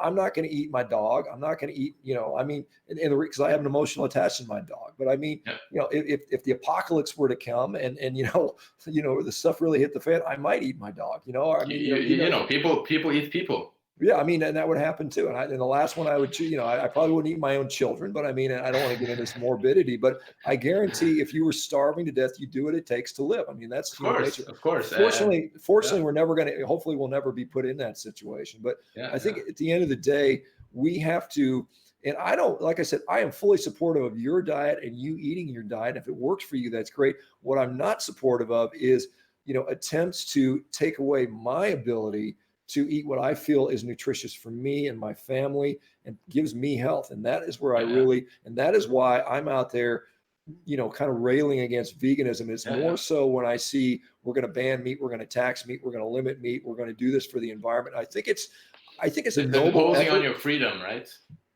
I mean, that's part of it. Yeah, absolutely. I know your freedom ends where, at the end of your fist or something like that. I mean, we hear that, but I mean, um, I think that in the end of the day, I mean, we're both trying to do what's right for people and patients. As physicians, our duty is to help people. I truly believe I'm helping people. That is my number one concern. Maybe at the end of the day, I'll be wrong. I mean, I guarantee I'm wrong about something, and you will be too. And you haven't, Oh, you wrong haven't had about a, many things. We're all wrong about many well, I things. mean, and you learn in medical school, 50% of the stuff they teach you is wrong. You don't know which 50% it is. And so you're just trying to, okay, so and you'll learn, and as I did, as you go through your career, and I don't know what specialty you're going to pursue. Maybe you'll just get out and do this like this. And that seems to be a viable option now. But as you'll learn from your patients, you'll learn from these stories, and it'll make you rethink what you thought you knew. And, I think, I think it's helpful to be open-minded. And with if you're a champion for plant-based diets, that's great. You're going to help a lot of people, probably, particularly if you get them off a standard American diet. It's going to be a win, for the most part. Yeah. I just think from a health standpoint, um, I think we are probably jumping the gun on declaring meat as an evil food. Let me ask you a question. Do you think a steak is worse than a Twinkie? Probably not. No, no. Yeah. Okay. So I mean, and we can concede on that. And so if I get people that aren't eating standard American diet anymore and they're focusing on steak and eggs and seafood, they're getting better. And you could argue that maybe in the long term their risk for colorectal cancer goes up a little bit, or their heart disease risk goes up a little bit, but they have gotten better. And I think that is a win. And some people find it sustainable. Some people, it may not appeal to you, but I can tell you, people find it very nourishing. And if I say don't eat Twinkies and Ho-Hos and Oreos and ice cream and Cheetos and Doritos, go eat some kale. A lot of people are going to say, I don't really want to eat kale. It doesn't taste that good to me. And I mean, I'm not trying to belittle. I mean, sure, you can make vegan recipes and you can make them taste better, but a lot of people will say, I'd rather eat a steak. And I think that's a viable option for a lot of people. And I would say, if you're going to fail on a diet, you're going to be hungry all the time and you're not going to like the food. And so if you can't satisfy people's, hunger, and if you can't give them food they like, they're not going to stick with it. And so that is, I think that's a universal truth. And, and I think to make vegan food, in my view, and I was a pretty good cook. I mean, you got to put a lot more effort into that. You can't do, I can throw a steak on a grill and, 10 minutes later, I got a delicious meal that required no thought, planning, effort, maybe put a little salt on there. To make a really tasty vegan meal, it's going to take me more effort, I think. And I think people are fundamentally lazy. And I also think when we talk about diet, I mean, animals in the wild, I mean, we're still animals at nature. I mean, they don't have a hard time. They're not planning and sitting there with calculators and macronutrient calculators on how to make a diet for them to be healthy. And largely wild animals, they're affected by infectious disease and trauma, but they're not suffering from heart disease and cancer in the rates that we see as human beings. And so I think there is Except probably, our pets do. well, yeah, we destroy our pets with grain, with crappy grain and, the pea protein causing dilated cardiomyopathy in dogs and so on and so forth. So I think that if there's a diet that's easy, simple, doesn't require You have planning. data on the pea protein. I would like you to send that to me sometime. That sounds interesting. Yeah, I mean, you can just you can Google dogs pea protein cardiomyopathy, and you'll see that there's been a rash of dog deaths from dilated cardiomyopathy, and they're associating it from legume-based dog foods. And so that is something that's occurring. So it's interesting. So I do have concern about all the pea protein we're going to start feeding humans. There's this is something that humans have never consumed in large quantities before, and so it'll be an interesting experiment to see what happens. Yeah, kind of. Yeah. Let me just say again, there's a lot of things there.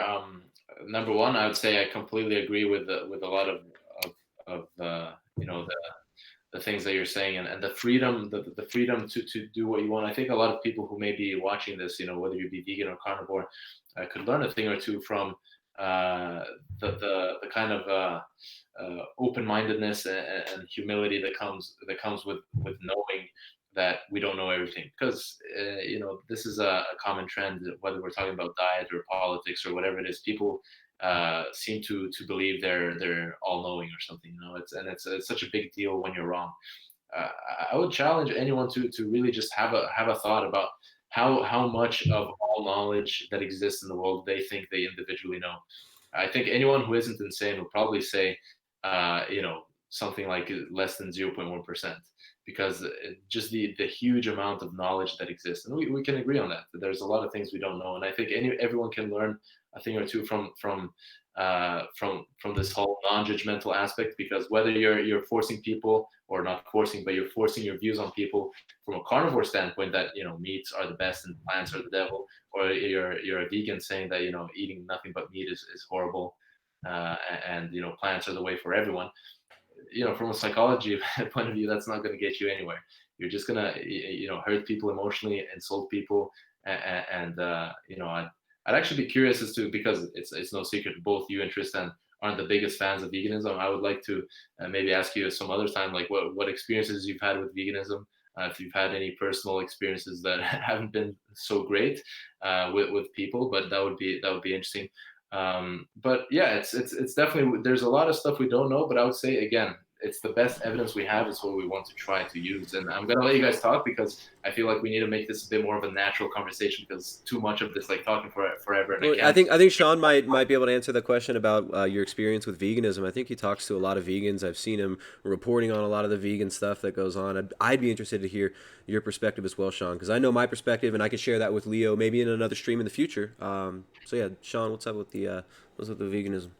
Well, I mean, personally, I've never been a vegan, so I can't claim any personal experience. I mean, I do get a lot of ex-vegans that switch over, and I think there's people that are attracted to an extreme of a diet, and certainly a vegan diet is extreme, just like a carnivore diet is extreme. So you get that mentality where they go from one to the other, and maybe that's not the healthiest thing. I have a Facebook group which I started, which is several thousand people in it now, of all ex-vegans that are they relate their stories, and many of them were on whole food plant-based diets. Dr. Grieger, Daily Dozen, they're doing the right thing, and they had a bad experience. And there's a study out there, and it's not really a scientific study showing that. There's also many. Wouldn't you agree? There's many people who are ex-meat eaters who now are completely plant-based. Yeah, I mean, I would say there's a lot of ex standard American diet eaters that eat some meat in their diet and a lot of junk food that are plant-based, for sure. That's certainly going on. And I don't doubt that many of them improve their health doing that. I don't know yet, and it may be that it's too early on, that we have a lot of people that go whole food meat based or carnivorous that are converting over to veganism. I haven't seen that yet, or at least to any significant degree. So maybe 5 years from now, we'll see that phenomenon. It certainly could happen. I don't discount that. Yeah, I mean, like, it's also like how we're measuring that kind of stuff, right? Yeah, I mean, and like I said, it's obviously a vegan diet is not right for every person that tries it. I think honestly, I think if you're trying to figure it out, you should try the diet out, maybe 3 months, 6 months, and then try a different diet. Maybe go vegan for 6 months, go carnivore for 6 months. Figure out what happens to your body. Don't get tied up in the ideology. And I will tell people, and I certainly see people that struggle on a carnivore diet, and I say, try this, try that, but if it doesn't work, do something else, man. Go figure out what works for you. It's not an ideology. It's not a religion. I don't have an ethical, I'm not trying to save the tomato plants. I'm not, that's not my gig here. I'm like, do what works best for you, what's right for you. Plants have feelings, Shawn? It's kind of funny when I see people talking about what plants are saying it too, and I just kind of laugh about that stuff. I mean, there's some stuff that's ridiculous, and I try not to make an argument about that. Other out of humor. I mean, there's some humor I use. People talking about vegans farting. I mean, there's actually studies on that, looking at human methane excretion versus cow. And humans don't. And I've looked into all this stuff. Humans make next to no methane. Vegans farting are not going to kill the ozone or anything like that. That's all garbage. But it's listening, you're good. You're not going to cause the next climate. Right. I mean, it's just it's a silly argument. It's we poke fun at each other and so on and so forth. And sometimes it's done in a nasty way, and I don't really condone that. But there's zealots and wackos on each side. There's people telling me my soul deserves a roast in hell and blah blah blah, and I just kind of ignore those people. But Um, I lost my train of thought here, but yeah, we were talking about the You have experience with to. vegans. So, I see a lot of them that, they say, I struggle to put on muscle as a vegan. I went and started animal products. I know your brother does bodybuilding, you lift, and you've had reasonable success with that. But many of them find that it's just easier to put on muscle mass and size and strength, and they feel better when they include animal products back in their diet. And so that's occurring. Did they do it wrong? I know the common refrain was, did you do this? Did you do that? Did you do that? If it's so complicated to make it work well, maybe there's a problem with that for that particular individual. And there's certain people that lack capacity. We talk about vitamin A converting beta carotene into retinol, and some people maybe have less capacity than others to handle this diet. I don't know. I mean, I think that's still out. I don't know if you have any thoughts on that. Why do you think people fail a vegan diet? That is an impossible question to ask because it could be a million things, right? It can be, eating the wrong things, or it could be, one of these exceptions.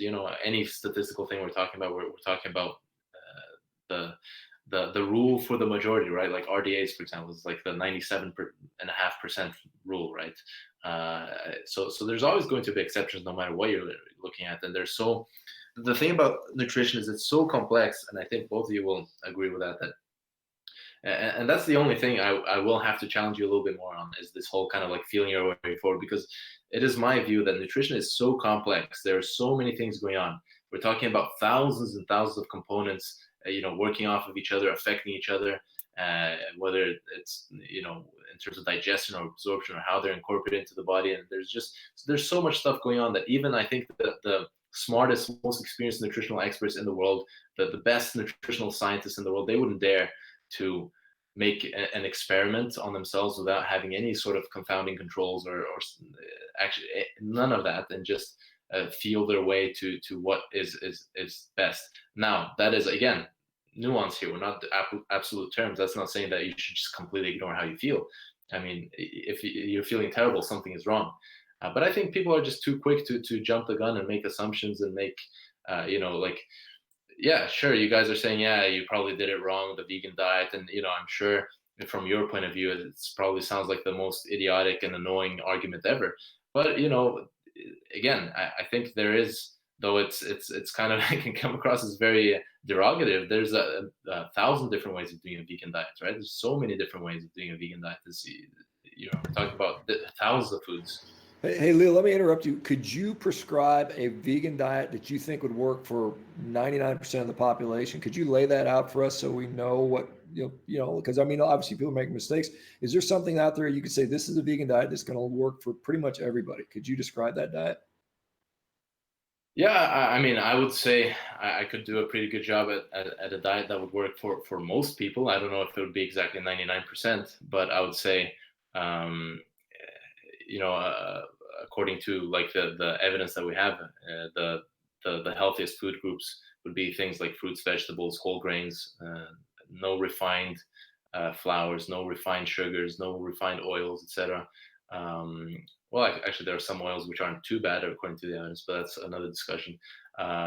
So legumes, nuts, seeds, herbs and spices, and water as your drink of choice. I think that as a base would be a diet that would work for most people.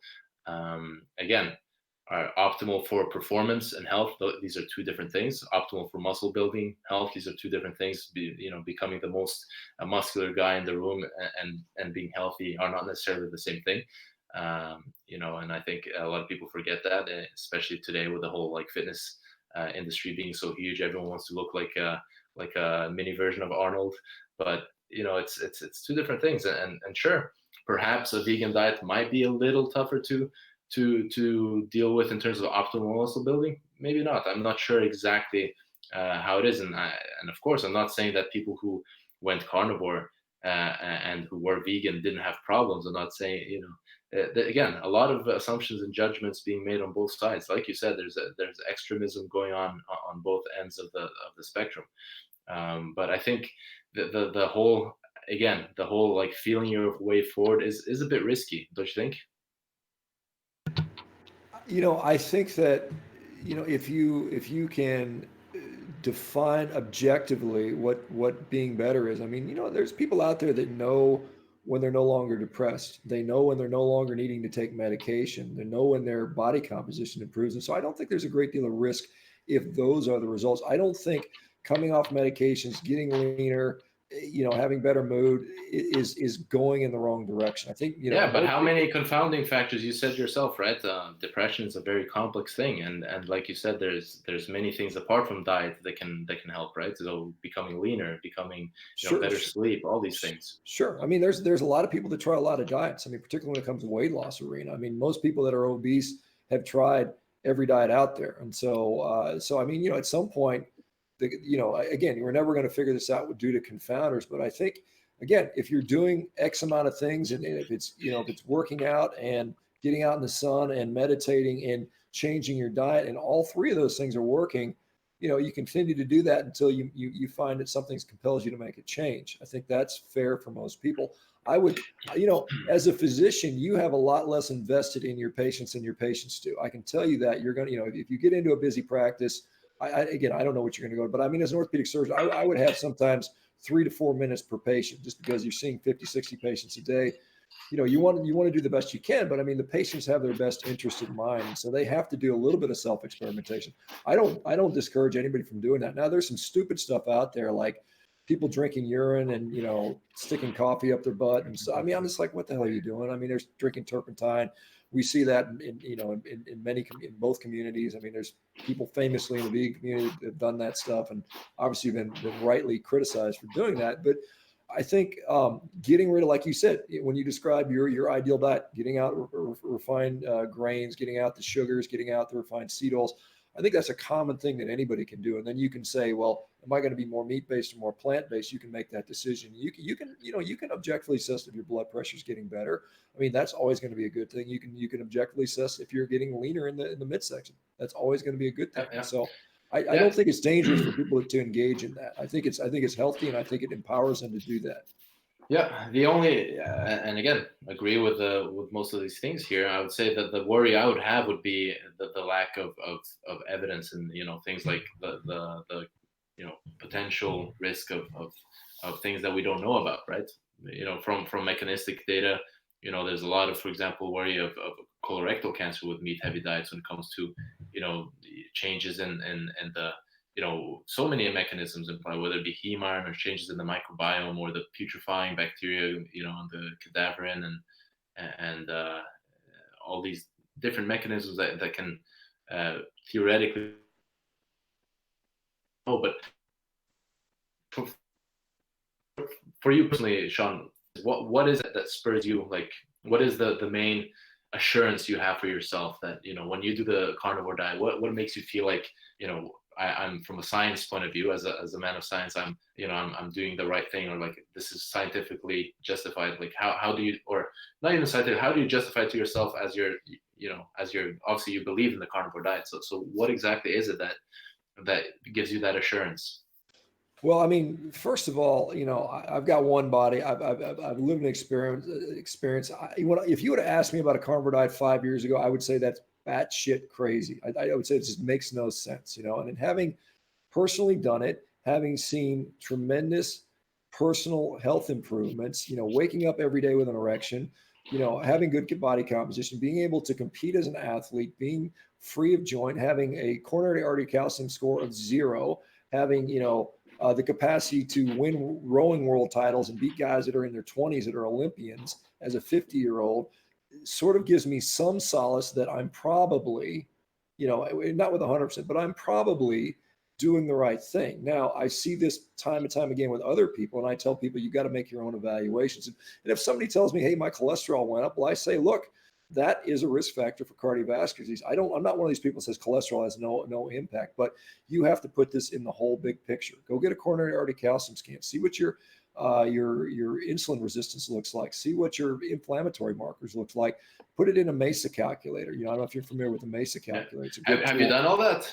I have done that. So my risk for cardiovascular disease is something like 1.7% over the next 10 years. I'm in a very favorable position from cardiovascular risk. Now, colorectal cancer, you talk about, so let's say, average population, 4.5% incidence. By eating meat per WHO, it now goes up to something like 5.3%. I'm willing to take that 0.8% absolute risk increase to know that what I'm doing is decreasing my visceral body fat, is keeping me lean, is keeping my inflammatory markers down, is keeping my homo IR score extremely low. Those things to me give me solace that I know there's a lot of things that impact disease. And so I just don't go on one variable. It's very harmful to be myopically focused on one biomarker or one factor. You got to put it in the Absolutely, big, yeah, yeah, you got yeah. to put it in the big picture. And so But that is what I do, and that's what I preach to people. And I say, yeah, look, yes, we have evidence that I will say weak evidence, but nonetheless, it's evidence that people eating a higher meat diet have a higher increased risk for certain diseases, including colorectal cancer. But again, I would say, who is the population you're talking about? You're probably not talking. We can go back and again, I would assume you don't believe humans are strict herbivores. I mean, I know that guys like Milton Mills and stuff like that are saying that we are only adapted to eating plants. I think that's nonsense, quite honestly. I mean, looking at our digestive physiology, looking at the fact that humans clearly, I mean, when we developed agriculture 10,000 years ago, if we were strict herbivores, we would have given up meat eating. We would have made the conscious decision to stop eating meat. And we didn't do that. And there's reasons for that. And there's reasons why every indigenous tribe in the world spends time hunting. Meat is essential for life. These people have known this forever. Yes, now we have modern technology where we can import food from all over the world, and we can isolate pea proteins, and we can supplement vitamin B12 and DHA from algae. We can do that. But is that optimal, ideal? Is it environmentally yeah, yeah. friendly? I mean, I think we can argue about that stuff for a long time. Yeah, but yeah, I guess the question I would ask you is like, are you sure that No, this way of doing things? no, No, you're not. of course not, and neither are you. I mean, if you say you're No, sure, then I would say course. you're being disingenuous. No one is Exactly. sure, but Yep. I'm sure that I feel better today, I perform better today, and I appreciate quality of life compared to what it was 10 years ago when I had sleep apnea and hypertension and gastroesophageal reflux disease, and I was 290 pounds and I was trying to lose weight and I couldn't get abs. And then I switched to a keto and then meat-based diet, and I've got a six-pack at 50 years of age. I mean, that to me is something that gives me some assurance. Now, again, we can argue that athleticism and being muscular and strong doesn't necessarily conflate to longevity or disease resistance, but I think you would concede that in general, people that are lean, strong, muscular, good athletes are going to have a better outcome than the fat, slobby guy that sits on the couch today with a big beer belly. I mean, I don't think that's controversial. Yeah, no, for sure. But we're talking averages, we're talking trends, we're talking quite generalized statistics here. Obviously, there are people who are lean who aren't very healthy, So there's always exceptions to every rule. There are people who drop dead at 30 and looking like a fitness model, right? So you can find exceptions to everything, but I do agree with most things. And if I can say so, from talking to you, you definitely do give a much more reasonable feel than what the vegan community kind of makes it out to be before I met you today. So I wasn't sure what to expect, but you seem to be very reasonable in the way you think. I would say though, in terms of the whole, knowing that meat is necessary. I would say let's not jump to conclusions there again, because there are things like chimps who hunt and they're known to eat certain amounts of meat, but again, it's a very small amount, and we're talking about versus necessity versus maybe perhaps social or behavioral traits, right? If not everything that animals do is out of necessity, especially not humans, and to make the argument that just because we've done it since the beginning of agriculture that it's a necessity, I think is a bit of a stretch. That's a good point. It's an interesting point. Sorry if you just I got a question because you mentioned necessity earlier too, like with necessary or unnecessary suffering. It seems to me like it's kind of hard to define what is necessary. So how do you decide what is necessary in the human diet and what is just done for social reasons? How can we even tell what the difference is, Leo? Well, I mean, if you can get all the nutrients you need for basic health, that would be a necessity. So if you couldn't do that and you needed meat to cover your bases from a nutritional point of view, that would be a necessity, right? All right. And then how do we determine that we're healthy? How do we determine, like, what factors do we use to determine if we are objectively healthy or unhealthy? Yeah, so that's, again, I would argue there's a ton of different ways of doing it. I would argue that anecdotal evidence is probably one of the least reliable ways. I would say that really looking at the high quality evidence in terms of health outcome data, in terms of markers for health, in terms of uh, objective evidence in terms of these things are probably a lot more in combination with how you feel. Obviously, if you feel terrible, there's something wrong, even if the lab results are saying that you're healthy. But I would say again, it's a very interesting topic because like placebo, nocebo effects are very strong. People can actually think themselves into bad health, and believe it or not, if people are, are in the wrong state of mind, they can actually deteriorate, physically deteriorate. You can actually measure people getting unhealthy based on completely psychologically derived uh, like tendencies. But yeah, no, necessity. It's hard to define, Tristan, but that's like for me the I try to simplify things. Like we can get into the weeds and as detailed as possible, but for me, from the ethical point of view, necessity means I need it to be healthy, and to be healthy, like you said, can be different from person to person. But I think it's a combination of the highest quality evidence we have, including epidemiology, not just completely discarding that, including the biggest organization guidelines that we have, as well as how you feel. But I think that the thing we also need to talk about is just how much confounding factors are, because there's a lot of things with carnivore and keto that can be mimicked through other things, right? Like weight loss and fasting, etc. So it's really, how do we know for sure what is the cause and effect? It's very difficult. Yeah, good. You know, Can I ask you the same question, Sean? How do we determine if somebody is healthy or not? What sort of metrics can we use to determine if if a human being is healthy or is suffering ill health?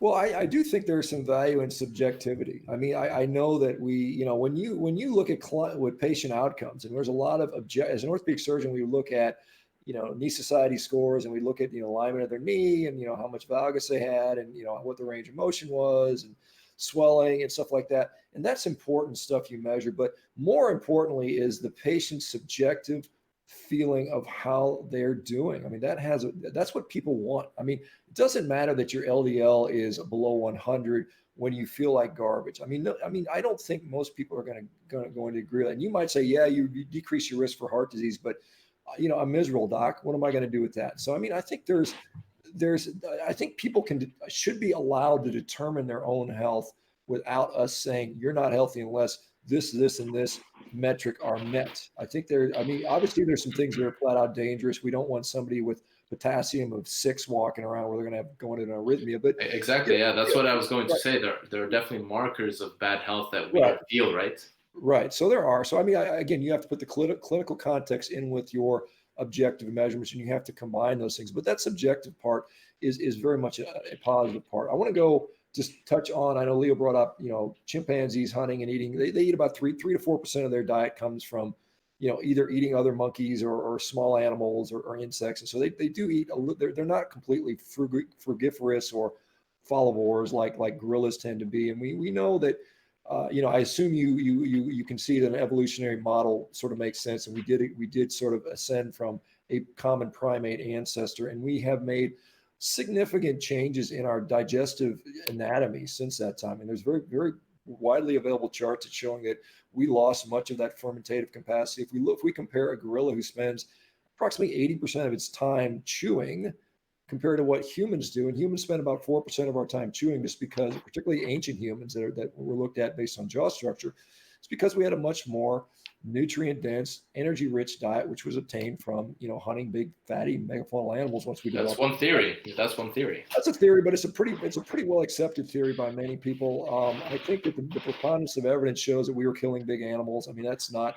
Yeah, but what quantities, right? So we're talking about eating, a little bit versus a lot. There's also a lot of, proponents and respected people that recognize the cooking of food as being the biggest driver, rather than, being an extremely meat heavy diet. Right. I would encourage you guys listening to everybody with Dr. Bill Schindler as an anthropologist. And there's debate upon when we access fire. Some people will say 400,000 years. Some people will say going back as far as 1.5 to 2 million years ago, with along the lines of Homo erectus, who developed the hunting technique. And so we do know what megafaunal populations look like relative to now. And we had vast quantities of big animals up until 25,000 years ago or so. And those animals for whatever reason, whether it's an overhunting population or climate change or whatever, or a combination of the above, our food supply dramatically changed. And I think as you All right, probably, when you're saying we had large animals, you mean like they were around or we were eating them?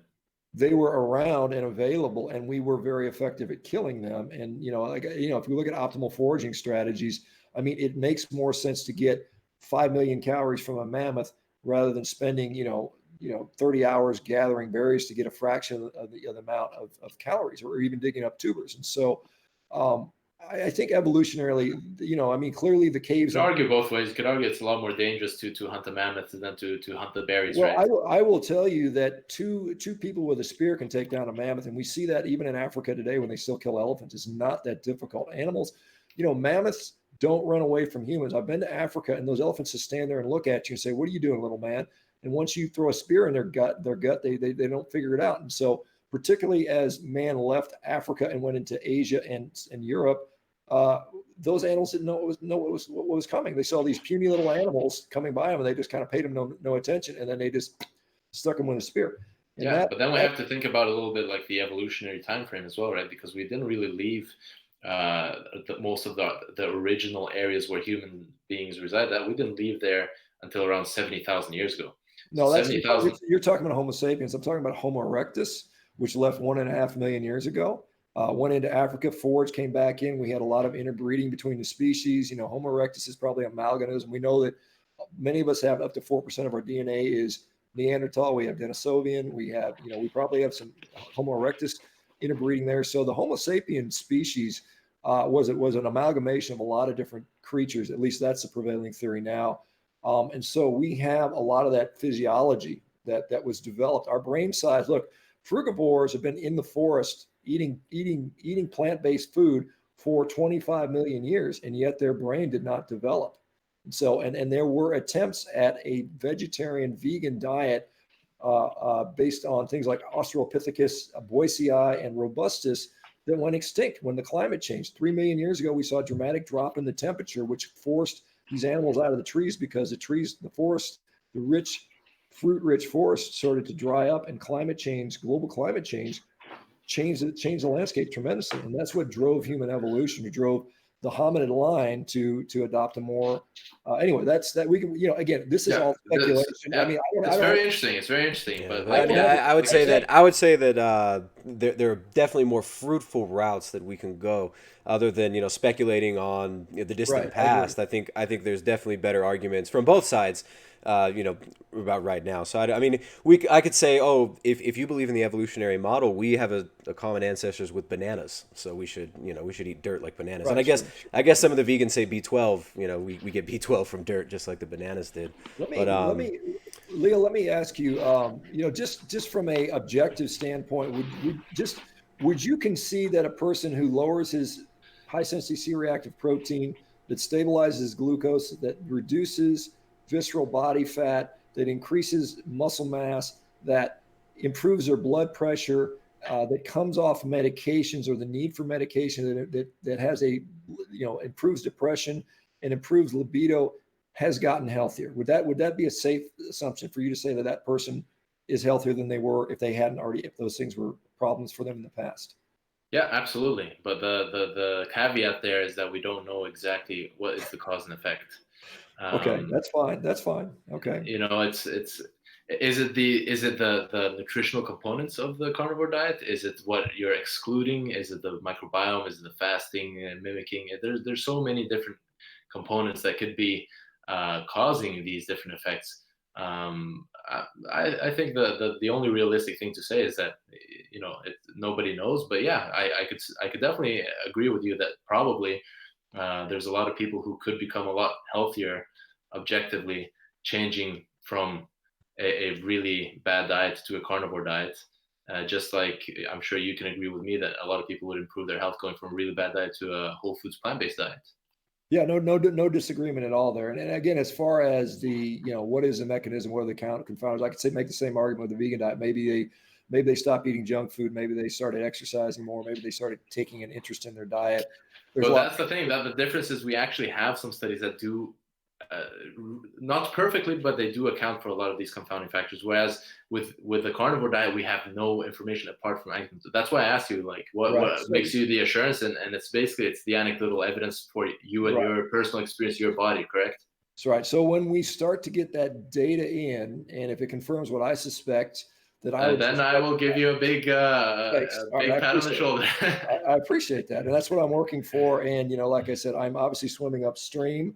I fight a lot of a lot of garbage thrown my way, and I understand that, and I'm willing to do that fight. And hopefully, at the end of the day, something will come good about it. I think we'll all have learned something as a population, regardless of the results. Maybe it'll turn out that, hey, it was all about fasting. But I would argue that I see a lot of people that are skinny, underweight, particularly autoimmune symptoms, rheumatoid arthritis. A lot of those patients are very much frail, and I see those people getting better as well. So I don't think it's a fasting component. I don't think it's a caloric restriction. I don't think it is a weight loss issue. So there's a lot of things going on there. Yeah, that's interesting. And of course I wish both of you the best of luck with all your projects and your health and everything. But yeah, I guess I would just say, would both of you agree that from an evidence-based point of view, we have more evidence towards the plant-based than we do have towards the carnivore, according to the mainstream, evidence-based model we have today? Yeah, absolutely. There are more studies done. I don't think the evidence is worth making conclusions on, but I think there's certainly more evidence. I mean, there's more studies being done, but a bunch of studies with uncompelling evidence doesn't necessarily mean that that's a consensus. And I know that's, as I hope we'll see more objective people looking at this and doing studies on this. And it's not me. Obviously, if I do a study, it's going to be biased. And so, I'm not going to be like, it's not, like if Neil Bernard does a study, it's going to be biased. I mean, it's just the way it is. And so hopefully independent people will confirm the findings that we find, and we'll see what happens over time. Yeah, bias is important. I would say, I can't really agree with you on the Neil Barnard, because he struck me as a very scientific person as well. I agree with the whole objectivity. Yeah, I'll disagree. When he's saying that meat is worse than alcohol and some of these things, I just find those statements a little ridiculous. But anyway, I wish you guys a good Thanksgiving. I got to get back to my family. Leo, are you celebrating Thanksgiving there in Spain? Do you guys? No, we don't really celebrate Thanksgiving here. No, it's not a thing here. No. Okay. So I was going to ask you you're not cooking turkey, obviously. I don't like turkey. In fact, I don't like turkey. I don't like turkey. I'm not going to have it anyway. But, no turkey here, and no tofurkey either. Good for you, Tristan. Thank you, man. Appreciate you having us. I think it's a good discussion. I hate to be the one to bail. I could talk for 6 hours, but I haven't eaten yet today. I'm starting to Who knows? Maybe we can do this again. Yeah, Leo, I'd be happy to. So anyone watching this, look, vegans and carnivores getting along. There's still hope in the world. Yeah, I think and this has been my experience with real life in the real world. I've met vegans. I've met a vegan doctor in Malaysia. Very nice people, and I think we both have the same goal. We disagree on the particulars. I think as we are both in this online where we have kind of idiots that just get behind a keyboard and say whatever, and sometimes what I do sometimes in an attempt to be outrageous or entertaining is really not that I don't like vegans or hate vegans or any of that stuff. It's just that I'm trying to get an audience that will listen to what I have to say. And all I did was sit up there and put up study after study, and I would put up epidemiologic study that says 45. Doesn't work. It doesn't work. You get no views. You get no one cares. So you got to do the silliness. Donald Trump taught us that. Barack Obama taught us that. You got to get out there and create interest before you get your message out. And so I applaud. You don't want to throw some insults and shout a little bit before you leave? Yeah, no, exactly. No, I applaud what you're doing, and I wish you well. And I like I said, I'm glad that you are, because really at the end of the day, the healthcare system has become the disease management industry. I call it that. I mean, we are inextricably intertwined with pharmaceutical companies. Our education has been funded by that. Oh yeah, it's really hard. That's actually one thing I was going to ask you is how much you were taught about nutrition, because as someone who just graduated, we were taught almost nothing. I don't know. You're taught the essential amino acids and how they form. And what some vitamin deficiencies are and what they do, and gastrointestinal physiology. But you don't really learn. You certainly, in my orthopedic textbooks, there are no there's nothing that says you can treat this disease with a diet. And certainly not with a specific diet. There's nothing. It's just general. Even with lifestyle related disease, they don't really talk a lot about they don't lifestyle. talk about that much. And as you and I both know, and you'll come to find out, diet, lifestyle is probably the biggest factor for mitigating these diseases. And even that's why I'm here. That's why I do what I do is to teach people healthy lifestyle. And, I'll be so bold as to say you can actually cure diseases. And I think that is something that's been taken out of our lexicon as physicians. We are disease managers, and we're waiting for the next big pharma drug to drop that'll increase our success rate with psoriasis by 5%, and with the 57,000 side effects that they always quote. And so I wish you well. And I think hopefully the communities can find some common ground and just say, look, we've got to stand up against this big pharma. And I would argue that, and if whole food plant-based works for you, that's great. But I see us coming to this human processed pet food. Tristan likes to call it kibble, human kibble. I see that being promulgated by these companies that just seek to make a lot of profit off of off the fact that they've kind of figured out how to engineer food that's very palatable but nutrient poor, and then we just give you a pill. We just give you a pill when you're depressed, give you a pill when you're anxious, give you a pill when your dick doesn't work. This is what we got to fight against together as a community. And I welcome this sort of stuff. I don't like the animosity, but at the same time, I've been aggressively attacked. Absolutely, I think it's part of the job, Shawn. When you're on YouTube, I know. I'm fine for that. I mean, I've been through a lot worse. I've been in trauma surgery in the middle of a war. I mean, it's not like I'm going home crying every night, but at the same time, I'm like, look, what I'm trying to do is help people, and if you disagree with that's fine, but respect the people that have gotten health. And if somebody goes on a vegan diet and they're no longer depressed, I'm happy for them. I truly am. And if it works for you the rest of your life, I'm happy for you. But at the same time, I think people need to be objective. And if you're on a carnivore diet and it's not working for you, why the hell are you still doing it? That would be my question to you. I'm not going to do it. If I start seeing a decline in my health and I need to add other foods in, I'm going to do it because I'm not a zealot. I'm not religious about it. I'm just saying, base it on your results. I applaud you for that, and I agree. I take the same stance with veganism for sure. It's something that I follow and something that I personally believe in, but it's not something I would push if I felt the evidence went against it. And I think if anyone's going to learn anything, it's respectable discourse. It's okay to have different opinions. It's okay to think differently. It's not every difference between two human beings does not have to equal good or bad. It's possible to be different and then just be different, and it's possible to talk about those differences without there being conflict. And I think this is, in general, outside of diet and just in life in general, I think is a big lesson for a lot of people. So thanks, Shawn, for a very nice conversation. Yeah, Shawn, really appreciate you coming, man. If you don't mind, there's one super chat that specifically mentioned you. Just want to read this one. Where to go? Is it for me or for you, Shawn? Let me just ask you this. Ask Shawn: has Vegan Gains ever challenged him to an MMA match like he does with others?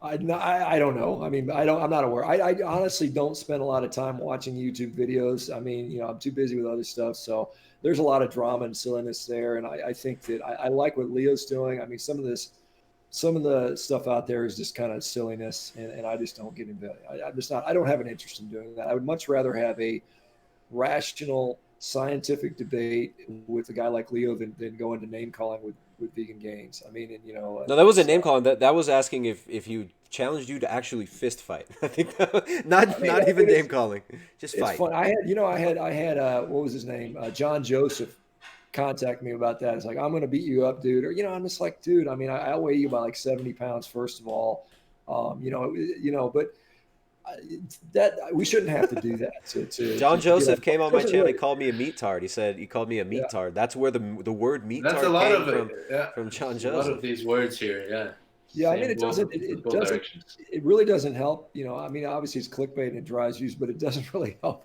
what either of us are trying to do. Like I said, I'm what am I, 53 next month, and I'm I think I'm doing reasonably well. Yeah. And So Shawn Baker's not trying to get some CTE. He's not trying to give other people head injuries and CTE to prove his point. no, but Like I it's think I think I'd probably take him regardless. I boxed years ago and stuff like that. But anyway, I'm not really interested in doing that stuff right now. But or no. probably ever, honestly, I'd rather fight for people's health than you know some other silliness. Well, I appreciate you coming on, Sean.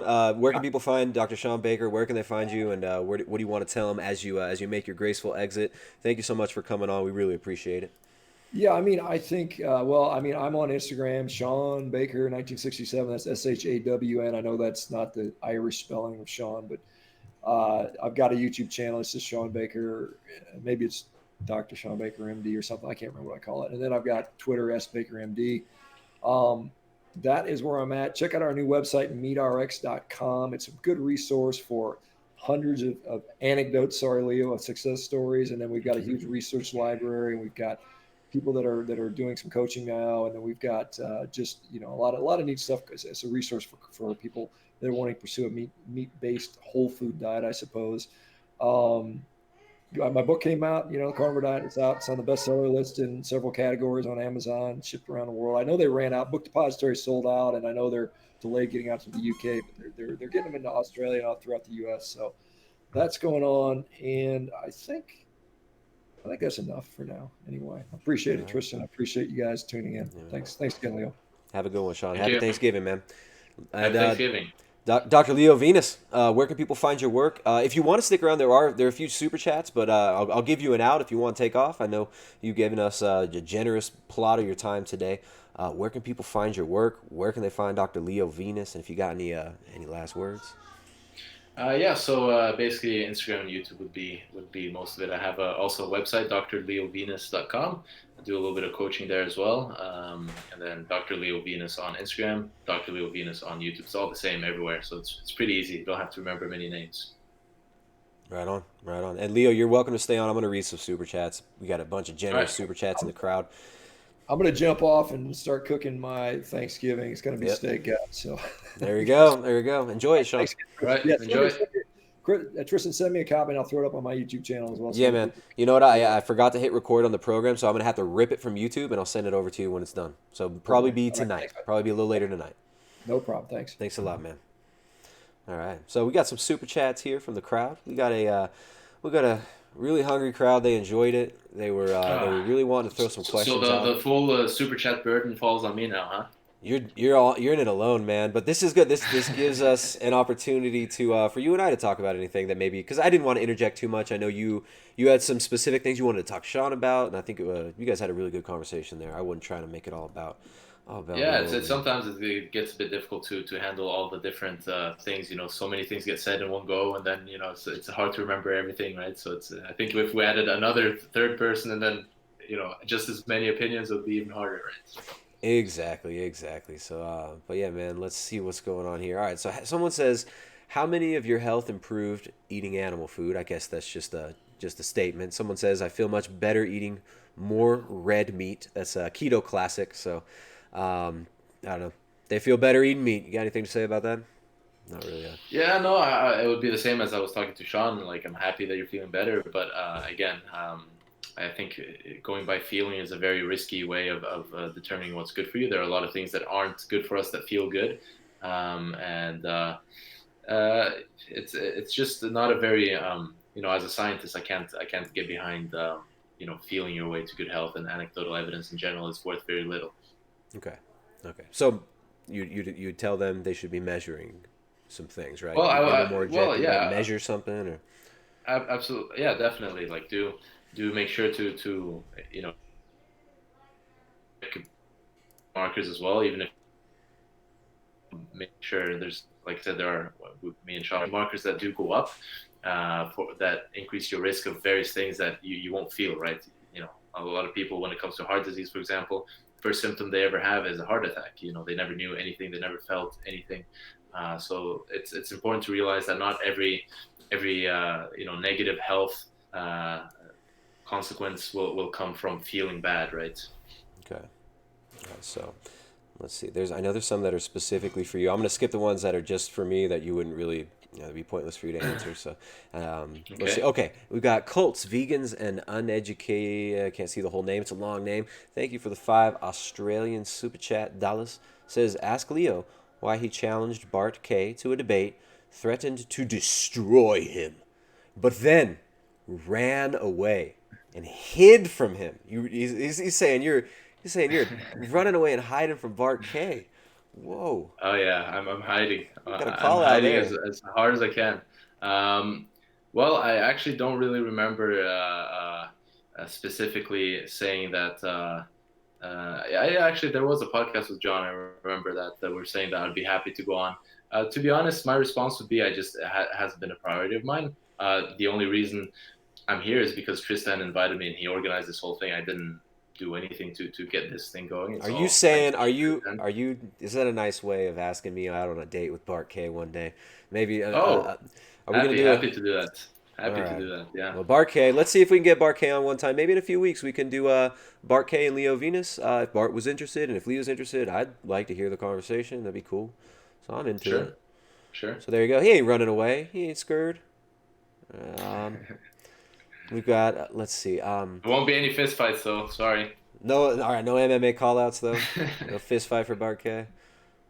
People are crazy, man. These people online, they talk about, fighting Oh, people hey and hitting man. people, and they talk I about all know. I these know. violent things that they want to do, but they don't understand that in the real world, like if you do something violent in like the state of California where I grew up, you're gonna end up Yeah. in prison, and you're gonna end up in Yeah. a world that you don't want to be in. You're gonna end up in a world with a bunch of people that you don't want to be around. I think this Exactly. whole Yeah.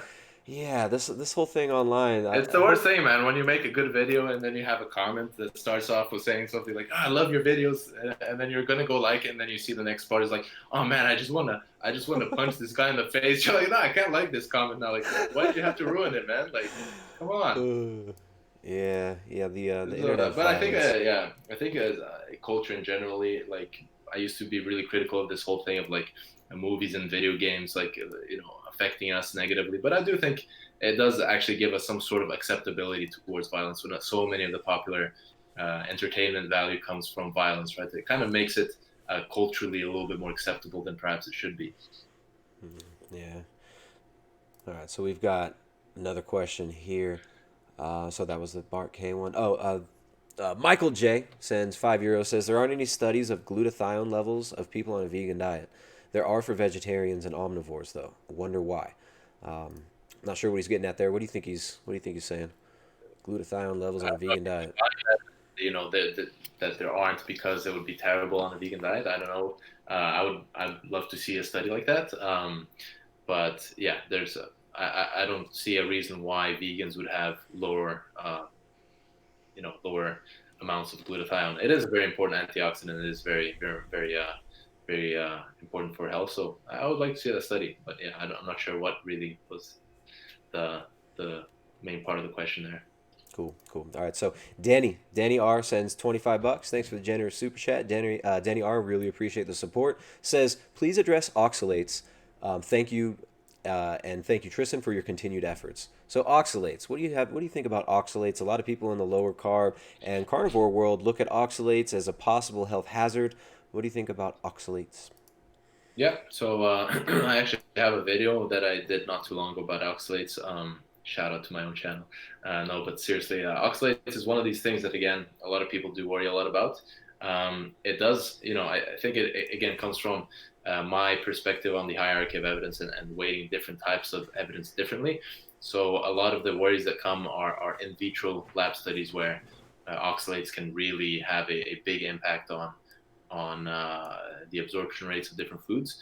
However, again, when you look at higher quality types of evidence, such as health outcome studies done on actual human beings in our bodies rather than in a laboratory, you see that most people who eat a lot of oxalate-rich foods don't have any negative health outcomes because of it. Now, there are certain conditions where, for example, if you have a genetic predisposition for certain kidney abnormalities, for kidney stone formation, etc., you may want to go a little bit easy on the oxalates. And there are some foods that are extremely high, such as spinach, rhubarb, a few different things that you probably want to avoid.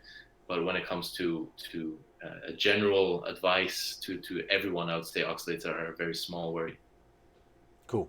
Cool. I've got a few other super chats here from the beginning that I'm going to read real quick, just to get through these as well, and then I think there's another one for you at the end. So, Okay, Sid Meister, go ahead. just gonna say I have max 10 minutes, Right on. and I have to be gone. Yeah. Let me just see. All right, let me just where to go. Let me just see if there's another one for you, and then we'll let you go. Leo Venus, it's been very generous donation of your time that you've given. We really appreciate it.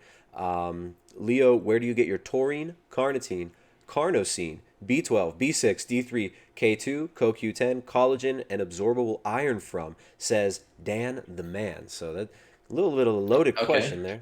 Yeah, I would say all of them I would get from nutrition or from my body. I think the only exception there would be really B12 that I do supplement. I know this is a big point of contentment for a lot of people who kind of use this as the proof that vegan or plant-based diets are unnatural, that we can't. It's proof that it can't be healthy if you can't get enough B12, right? But there are definitely ways of getting B12 naturally that don't include supplementation.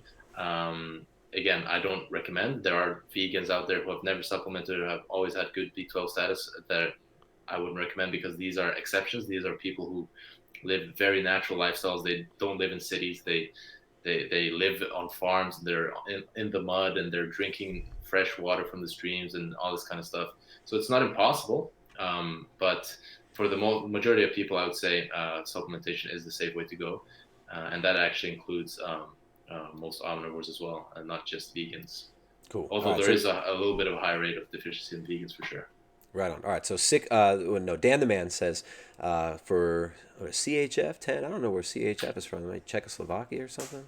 I don't know where that is. But he says sick failing vegans, including me and my wife, 8 years vegan, are getting healthy on carne. Any failing carne recovering on a vegan diet? I mean, again, we're talking anecdotes. I'm sure there probably are. I just don't know them. That would be interesting to hear their stories too. Again, look, I'm not here to discredit anyone or tell you guys. I know most of your following is obviously not vegan, but people, generally aren't trying to. People are trying to do what's best for them. Everyone's the same. Everyone's trying to do what's best, whether you're vegan or carnivore. And I think that's the main problem in this community is the judgment and the shaming and the whole fist fight out calling. What do you think about shaming ex-vegans? What do you think about people who shame, the ex-vegans that come out, they say, look, a vegan diet didn't work for me? I'm not a big fan of shame in general, whether it be ex-vegans or carnivores or even just in general. I think shame is a very dangerous emotion and a very dangerous dynamic to throw on top of other people. It keeps people from really pursuing the truth and being themselves and expressing themselves as they want, and it kind of goes against the whole like freedom of speech and everything. Like, of course, there are some things that aren't acceptable, but I don't think shame is almost never useful. So absolutely against shaming ex-vegans and non-vegans in general. All right, I think that's the last super chat that was directed towards you, Dr. Leo Venus. I'm gonna let you get on with your day. I know it's getting a little later over there. Hey man, thanks a lot for coming on. Let's maybe get if we can link up with Bart K. Maybe you guys can make that one happen. I'll send you an email, and maybe next week or the week after we can make that work. But absolutely, yeah. And sorry for a bit of delay. If anyone's wondering, the reason we started late was on my end, not Shawn. But it was a great pleasure being here. Great talk, and absolutely would be happy to come out of hiding to talk to Bart K. Absolutely, if he wants to. So thanks so much for having me, and thanks for organizing this, Tristan. It's a pleasure. Dr. Leo Venus, everybody, what a champ! He came on. He heard Shawn out. He was very respectful. He made his points in a very kind way. So, Leo, thanks for the conversation, man. See you later. Ciao. All right, guys. So Leo's out of here. Dr. Leo's out. We got a bunch of bigots in the chat. What's up, everybody? How many of you guys are vegan now? Let's get a count. Let's count the vegans in the chat. Who's all vegan? Who went vegan? So Bart K and Leo Venus, that should be fun. If you guys have specific topics that you want to talk about, let me know. We'll see what's up. I don't know if you guys have a very specific tight topic that you want to debate, or if you want to do broad, I'm down for whatever. It'll be fun. It'll be a nice convo. I know Barcade was up in the chat earlier. So we got a bunch of other super chats here that I got to read. First of all, big shout out to Jay Garland, Garland Farms. Where'd that one go? Garland Farms sends a big, fat, generous super chat of $100. Garland Farms, grass-fed beef producer out in Texas. You guys make sure to check out his channel. I haven't seen any new videos from him in a little bit, but appreciate the work that Garland Farms does, and I appreciate the support, right? Really appreciate the support from everybody with some super chats. He says, the U.S. rodenticides market is expected to be worth $5.9 billion by 2025. Can we talk about the trillions of voles, rabbits, armadillos, owls, bobcats, coyotes, frogs, etc. killed on the regular this way? And I think that's a really good point. We hit on the crop deaths a little bit. I wanted to bring that up in the moment because I saw your super chat, Garland Farms. Sorry I didn't get to bring it up when both guests were here. I think this is definitely something people need to look into. Not only are these rodenticides, are these insecticides, are these pesticides killing innumerable small animals in these fields, but they're also getting threshed up in the wheat threshers during harvest and the combine harvesters, and these rodenticides and these pesticides are highly toxic to human beings as well. So we're destroying our soil, we're washing this stuff into the ocean, we're poisoning ourselves and animals with all this stuff, and I definitely agree that the industrial agricultural model with all these chemicals, with all of these rodenticides, pesticides, fungicides, herbicides, these things are freaking terrible. So I appreciate producers like Garland Farms out there who produce grass-fed beef, who use regenerative agriculture, and that's why we do what we do. Right? That's why we have chickens and cows, and that's why we're trying to work towards being able to provide our own food off of our own land. All right, so I mean, we're looking at getting some sheep. We're looking at getting a little flock of sheep once we're up in our new spot in our actual home. We're looking to implement a lot of these regenerative agriculture practices as well. So Garland Farms, hope all's well with you, man. Really appreciate the super chat and the support. There you go. He's up in the chat still right now. He says, sure wish he could have answered my $100 question. Shoot. Yeah, man, I saw that one. I didn't know that was specifically for Leo. Garland Farms, hope you're not upset, man, that I didn't get to that one when he was on, but it is what it is. Have a good day, dude. Hope all's well with you. Guys, make sure to check out Garland Farms channel over there. Powerful KG says carnivore diet cured my seborrheic dermatitis when medication couldn't. Cubensis, magic mushrooms, plus red meat also cured my anxiety. Thanks, fellas. Powerful KG, really appreciate the super chat. Thanks for the support. David sends $10, USD $10. Didn't say anything. Hey, appreciate it. Natasha Mulkey says, check out the channel. Please stop the ride that discusses the biotech food takeover. Please stop the ride that discusses the biotech food takeover. I've not heard of that one. I'll check it out. Let's see. Cults Vegans. Oh, I missed this one with from Cults Vegans and the Uneducated said, can Leo print a list of which animals suffer and which cannot? He says veganism is a joke. He says veganism's a joke. My goodness. Again, shoot. I feel bad for Garland Farms. He wanted to hear Leo ask that one. You know what, Garland Farms? I'm holding on to that super chat. When Leo comes back on the stream, when we do the Barcade debate, I'm gonna make sure to hit that one up. So I feel bad, man. You gave me the biggest, fattest super chat of the night, and you wanted that answered by Leo, and I blew it. I feel shitty about that. Sorry, man. All right, so let's see. Kurtz sends $2, says raw carne heals fecal impactions. There are a lot of people who are doing a lot better with their digestion on a carnivore diet. It's something that's fascinating to see, especially when these people are measuring their microbiome. We're seeing some people who have done before and after testing of their microbiome and saw a great increase in diversity in their microbiota. So this is pretty cool. It's pretty interesting that people are doing this, and I'm glad that you have improved your digestion with a carnivore approach.